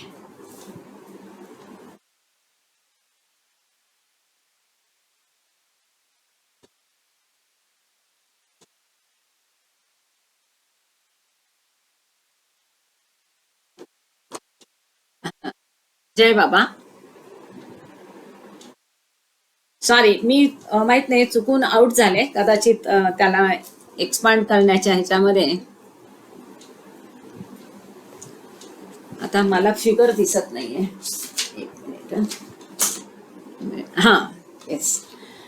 तर आता ह्या ज्या छोटा वर्तुळ म्हणजे जीवात्मा आहे, आणि नरदेह प्राप्त होण्यापूर्वी म्हणजे मनुष्य देह प्राप्त होण्यापूर्वी जीवात्मा ज्या दशांमधून जातो त्या दशा इथे दाखवलेल्या आहेत पहा. दगड, धातू, वनस्पती, कृमी, मत्स्य, पक्षी आणि प्राणी. बरोबर. या प्रत्येक दशेचे 7 विभाग होतात. ह्या प्रत्येक जी दशा, आपण पहा मागच्या जे आपलं मेहरबाबांच्या अध्यात्म पर लेख आणि संदेश, त्याच्यात शेवटचं वाक्य होतं की जीवात्मापासून परमात्मापर्यंत जे आत्मा आहे तो 49 पायऱ्यांमधून जातो. त्या 49 पायऱ्या कोणत्या, असा प्रश्न त्यावेळेस मला पडला होता, आणि त्याचं उत्तर इथे बाबांनी दिलेलं आहे की ह्या ज्या दगड, धातू, वनस्पती, कृमी आणि ह्या ज्या आहेत, ह्या प्रत्येक दशे, या प्रत्येक म्हणजे दगडचे 7 भाग, धातूचे 7 भाग, वनस्पतीचे 7 भाग, कीटकाचे 7 भाग, जलचराचे 7 भाग, पक्षाचे 7 भाग, प्राण्याचे 7 भाग, असे ह्या 7 अवस्थांचे प्रत्येकाचे 7 विभाग आहेत. कळलं. आता 7 विभागाचे पुन्हा 7 विभाग म्हणजे 7 × 7, 7 7 49, 49, अशा त्या 49 पायऱ्या आहेत. ते मागच्या प्रकरणामध्ये बाबांनी सांगितलं होतं की जीवात्मा ते परमात्माच्या ह्याच्यामध्ये 49 पायऱ्या आहेत. तर ते आय वॉज वंडरिंग, मी देशपांडे भाऊंनाही सांगितलं होतं की ह्या 49 पायऱ्या काय आहेत. तर या त्या 49 पायऱ्या आहेत. या हा हा 7 आहेत. Exactly, thank you, correct. आणि ते पुढे आलेलं आहे. Perfect observation, thank you Ketaki. तर असे हे प्रत्येक, जे आता जसं केतकीने सांगितलं की प्रत्येक दशेमध्ये ह्या जे तुम्हाला लाईन्स दिसतात, हे असंच ॲब्सर्डली काही चित्र, इतकं सुंदर रेखाचित्र आहे हे, असंच काढलेलं नाही, आणि परमात्मेशिवाय इतर कोणी हे बनवू शकत नाही, मला असं वाटतंय. तर ह्या प्रत्येक योनीपासून अशा 7 लाईन निघालेल्या दिसतात. ह्या प्रत्येक दशेचे 7 विभाग होतात. 7वा टप्पा पूर्ण झाला की दशा बदलते. दगडाचे 7 टप्पे पूर्ण झाले की धातू, धातूच्या 7 टप्पे पूर्ण झाले की वनस्पती, वनस्पतीचे 7 टप्पे झाले की कीटक, कीटकाचे 7 टप्पे झाले की जलचर, जलचराचे 7 टप्पे झाले की पक्षी, पक्षाचे 7 टप्पे झाले की प्राणी, असे प्रत्येकाचे 7 आहेत. म्हणजे प्रत्येकाचे ह्या 7 पायऱ्या, आणि त्या प्रत्येकाचे 7 7 7 49, अशा त्या 49 पायऱ्या आहेत.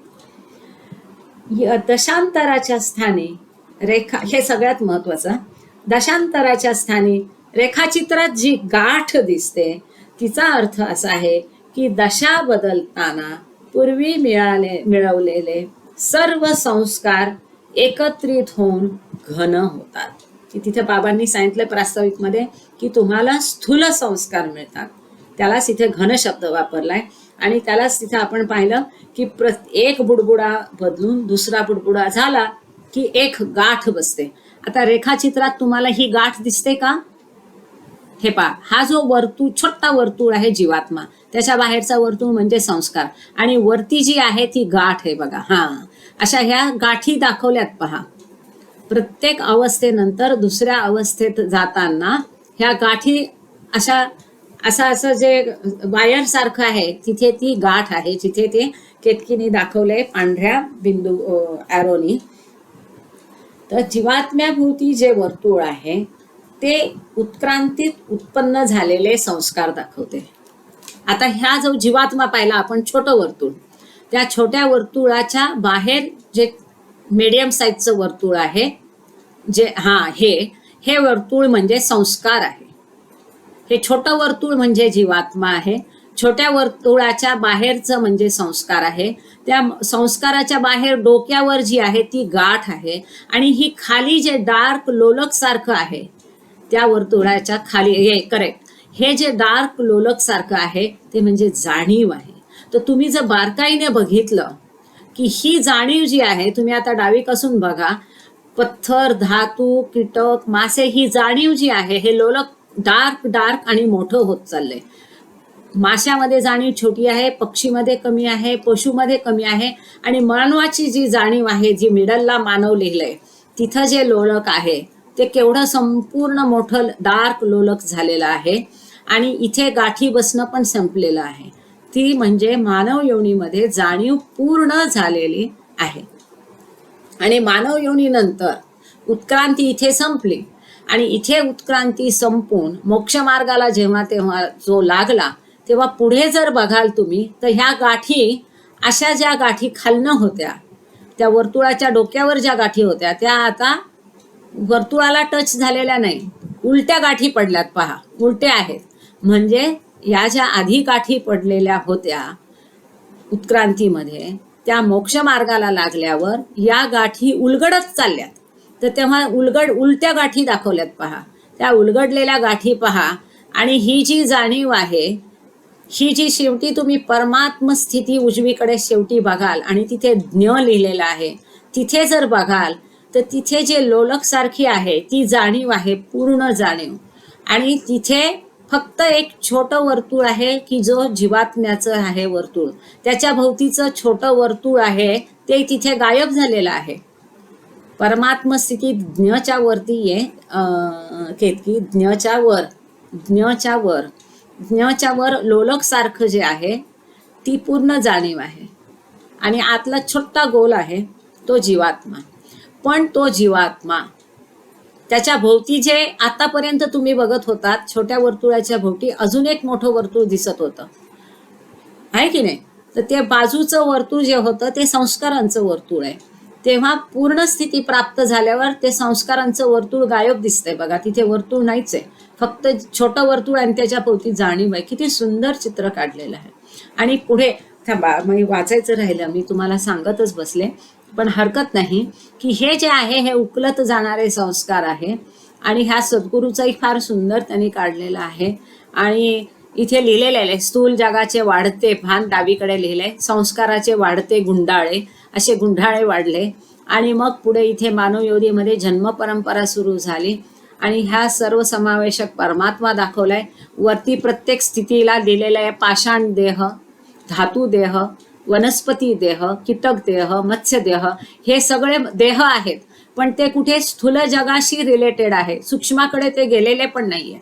उजवीकडे बघाल तर 3 गोळे आहेत, सूक्ष्म जग, पहिलं स्थूल जग, नंतर सूक्ष्म जग, मग कारण जग. आणि हे सगळे देह मानव देह पर्यंत आहेत, हे संपूर्ण ह्या स्थूल जगाशी निगडीत आहेत. त्यांच्यातलं कोणीही सूक्ष्म देहाकडे गेलेलं नाही. आता सूक्ष्म जगाशी हे सगळे देह संबंधित असूनही त्या रेघा बघा, फक्त मानव देहाची जी रेघ आहे ती स्थूल जगाच्या आतल्या वर्तुळापर्यंत गेलेली आहे. पण बाकी मानव देहाच्या आधीचे जे पशुदेह पर्यंत आहे ते स्थूल जगाला फक्त पुसटसा त्यांनी स्पर्श केलाय, आतपर्यंत नाही. कारण तिथे त्यांची जाणीव मर्यादित असते, पूर्ण विकसित झालेली नसते. आणि त्याचप्रमाणे खाली सूक्ष्म जग आणि कारण जग आहे.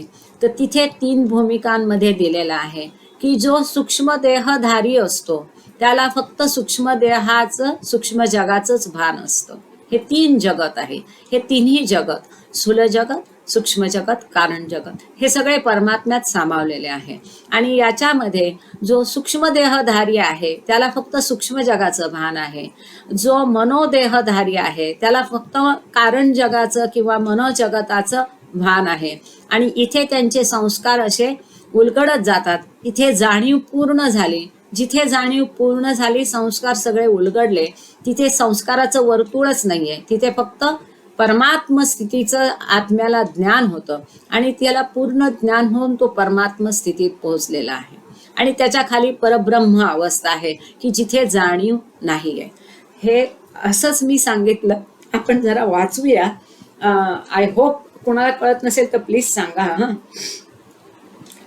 आपण पुस्तकात न वाचू. पूर्वी मिळवलेले सर्व संस्कार, आणि केतकी प्लीज ॲरो दाखवत राहा आणि तुम्ही तसं तसं बघत राहाल.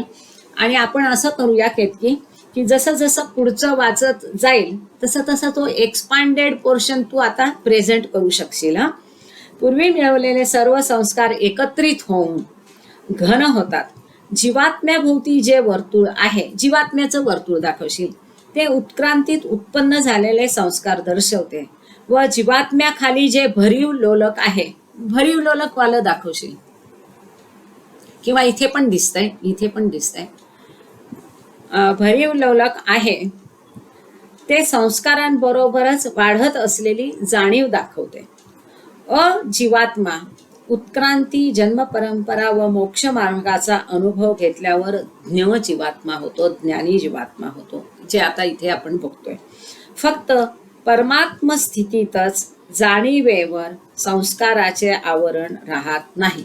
हे जे सांगितलं ज्ञ स्थिती बघताय तुम्ही, आता जे केतकी दाखवते ही ज्ञ स्थिती. इथे फक्त लोलक आहे, पूर्ण जाणीव झाली, पण तो जो छोटा गोल आहे लोलकवर, त्याच्या भोवतीचं जे आवरण आहे, जे मनोदेहामध्ये सुद्धा दिसतंय, पण इथे ते वर्तुळ नाही. जे संस्कारांचं वर्तुळ आहे ते नष्ट झालेलं आहे. संस्कारांचे आवरण राहत नाही. उजव्या बाजूला जी 3 मोठी वर्तुळे आहेत ती क्रमशः खालील 3 भूमिका दाखवतात. अन्नभूमी वर्ड, प्राणभूमी सटल वर्ड, मनोभूमी मेंटल वर्ड. नरदेह मिळवण्यापूर्वी स्थूल जगताची जाणीव पूर्णपणे विकसित झालेली नसते. म्हणून दगड, धातू, वनस्पती, कृमी, मत्स्य, पक्षी व प्राणी यांचे देह असलेल्या जीवात्म्यांची जाणीव ही रेषा रूपाने स्थूल जगताच्या वर्तुळाला अंशतःच स्पर्श करताना दाखवलेली आहे. तुम्ही बघताय वरचा गोल अंशतःच त्याला स्पर्श केलेले आहे स्थूल जगताला, कारण जाणीव पूर्ण नसते. या रेषा अनुक्रमे दगड, धातू, वनस्पती, कृमी, मत्स्य, पक्षी व प्राणी या देहांच्या द्वारे मनुष्य पूर्व स्थितीतील जीवात्म्यांचा व स्थूल जगताचा जाणीवरूप संबंध दाखवतात. नरदेहातील जाणीव पूर्ण विकसित असल्यामुळे त्यातून जाणाऱ्या रेषा स्थूल जगताच्या संपूर्ण वर्तुळातून जाताना दाखवल्या आहेत. मनुष्य देहातील जन्म परंपरेतून जात असताना, सॉरी आज 7ला प्रार्थना घेऊन पुढे कंटिन्यू करायचं का कंटिन्यू करून प्रार्थना थोडी डिले करायची? कोणीतरी एकाने सगळ्यांचं रिप्रेझेंटेशन करून मला सांगा प्लीज, कारण 1च मिनिट राहिला आहे आणि हे फार सुंदर आहे. जय बाबा. ठीक आहे, मला माफ करा सगळेजण.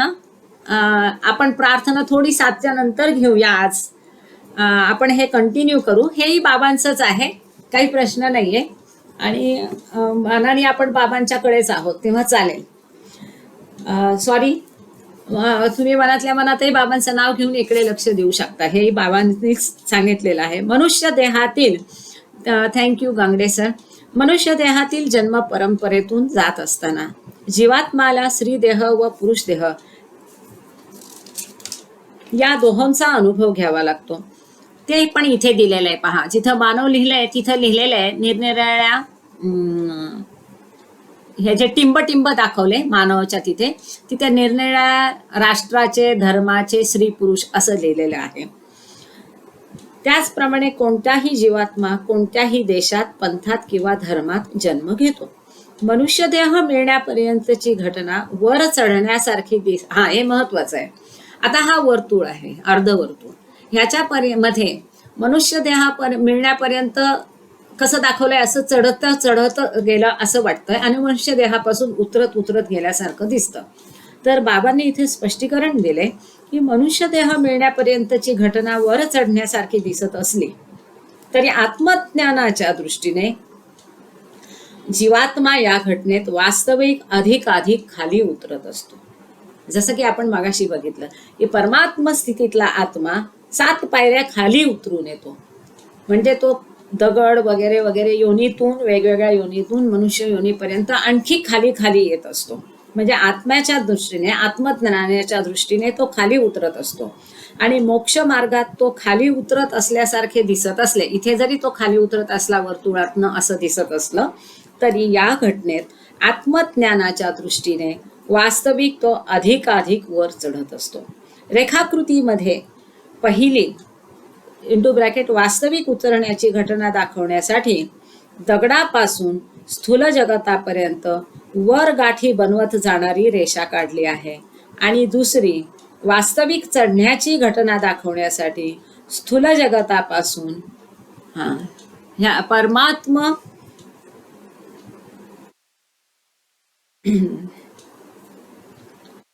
स्थूल जगतापासून परमात्मा स्थितीपर्यंत खाली गाठी सोडवत येणारी दुसरी रेषा काढली आहे. जसं की आपण मागाशी बघितलं, केतकी दाखवेल तुम्हाला ॲरोनी, की गाठी सोडवत येणारी दुसरी रेषा आहे मोक्ष मार्गामधली. म्हणजे जन्म परंपरेपर्यंत गाठी वाढत गेलेल्या आहेत. जन्म परंपरेत काही नाही. जन्म परंपरेनंतर मोक्ष मार्गात आल्यानंतर ह्या गाठी उकलणाऱ्या गाठी दाखवलेल्या आहेत.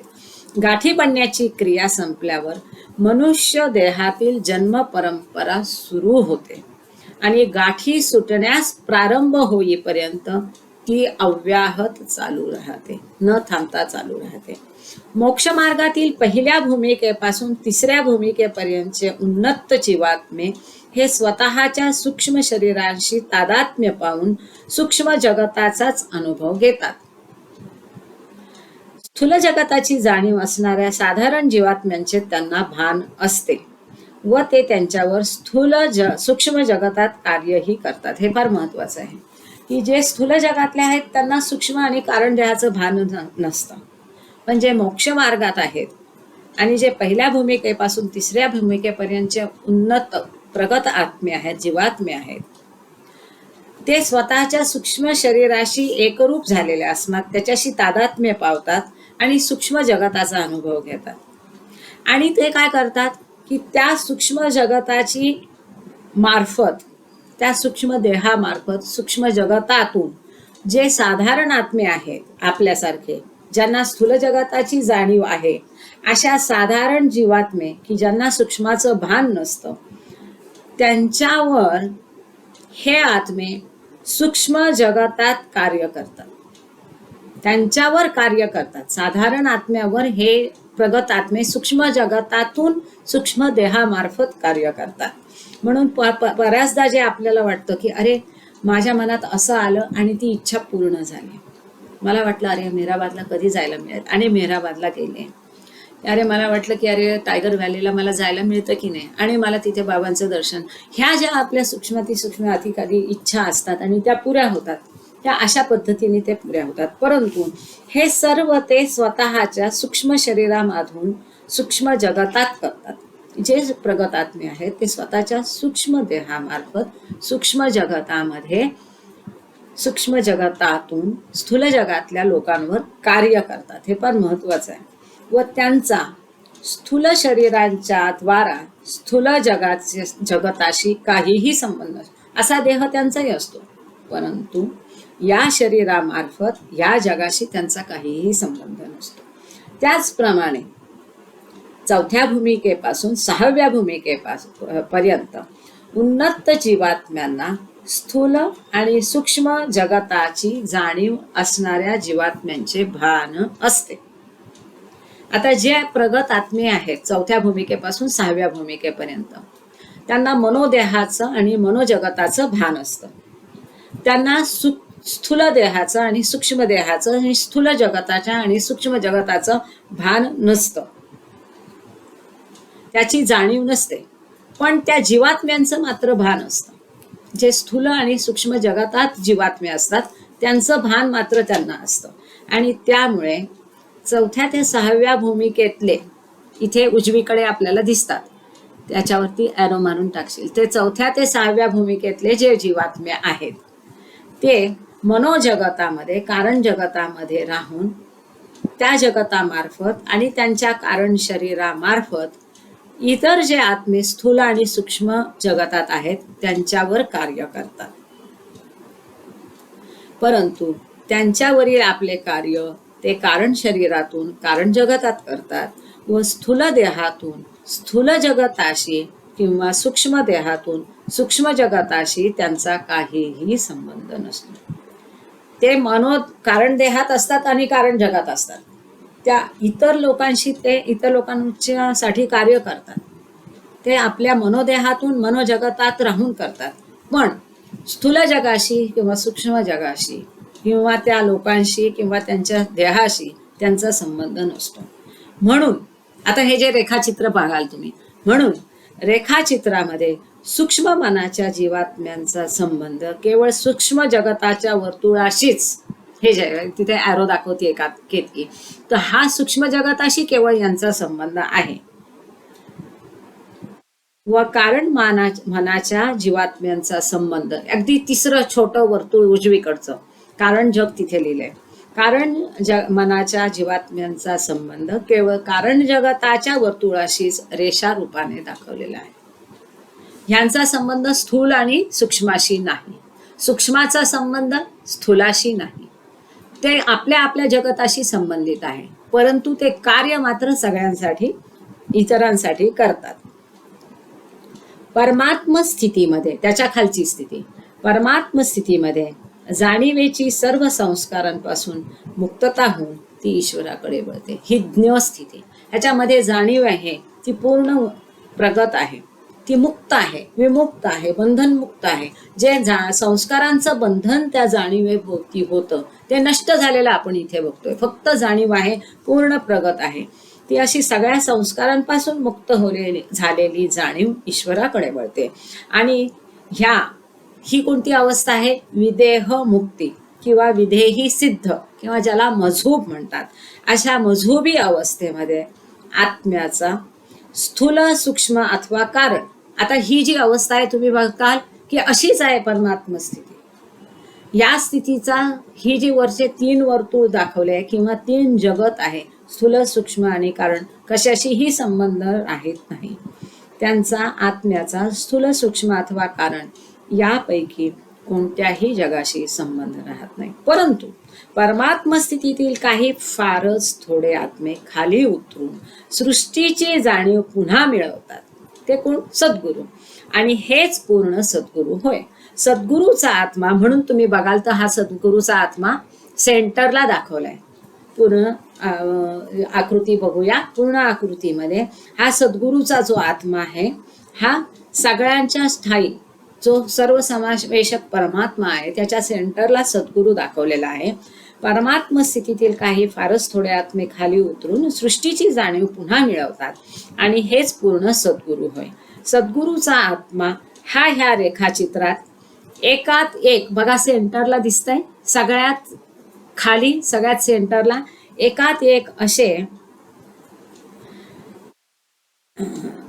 एकात एक बसवलेल्या 7 वर्तुळांनी स्वतंत्रपणे दाखवलेला आहे. हा कोण आहे? सद्गुरू आहे. का? कारण त्याला पूर्ण जाणीव झालेली आहे, त्याचे संस्कार नष्ट झालेले आहेत. परमात्म स्थितीला तो पोहोचून पुन्हा त्याने स्वतःचे आणि विश्वाचं भान प्राप्त केलेलं आहे.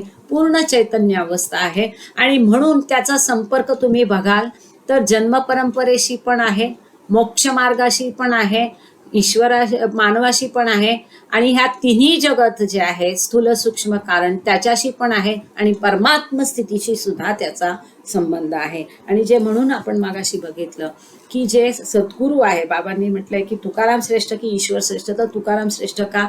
तुकाराम महाराज सद्गुरू होते. म्हणजे कुठलाही सद्गुरू हा ईश्वरापेक्षा श्रेष्ठ का आहे? कारण परात्पर अवस्थेमध्ये त्याला आपल्या अस्तित्वाचं, आपल्या शक्तीचं, ज्ञानाचं, आनंदाचं भान नाहीये.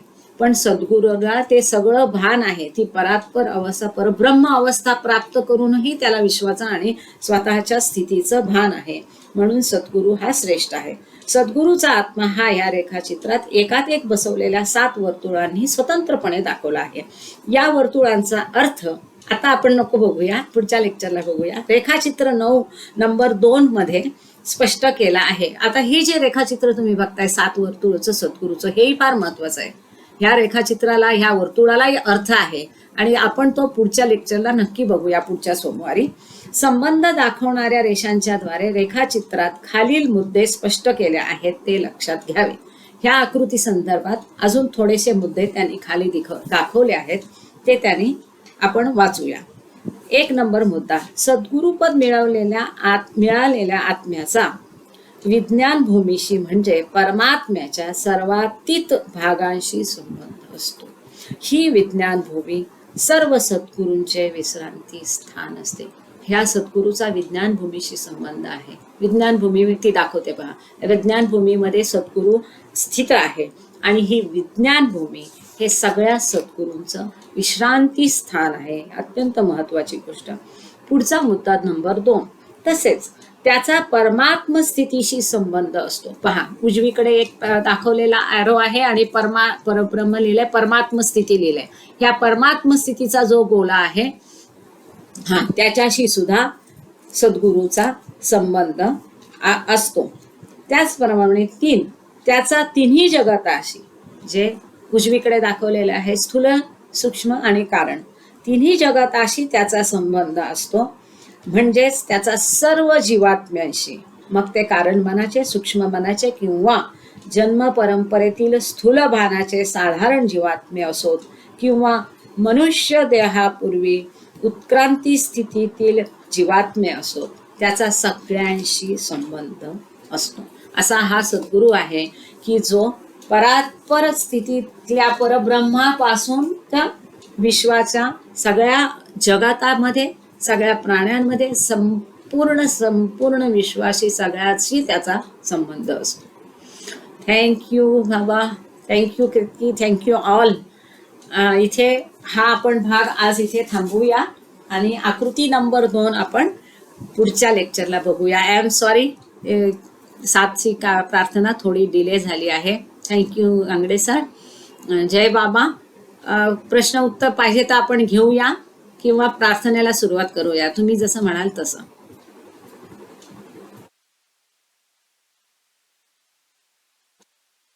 जय बाबा. काही कुणाला विचारायचंय, बोलायचंय, सांगायचंय?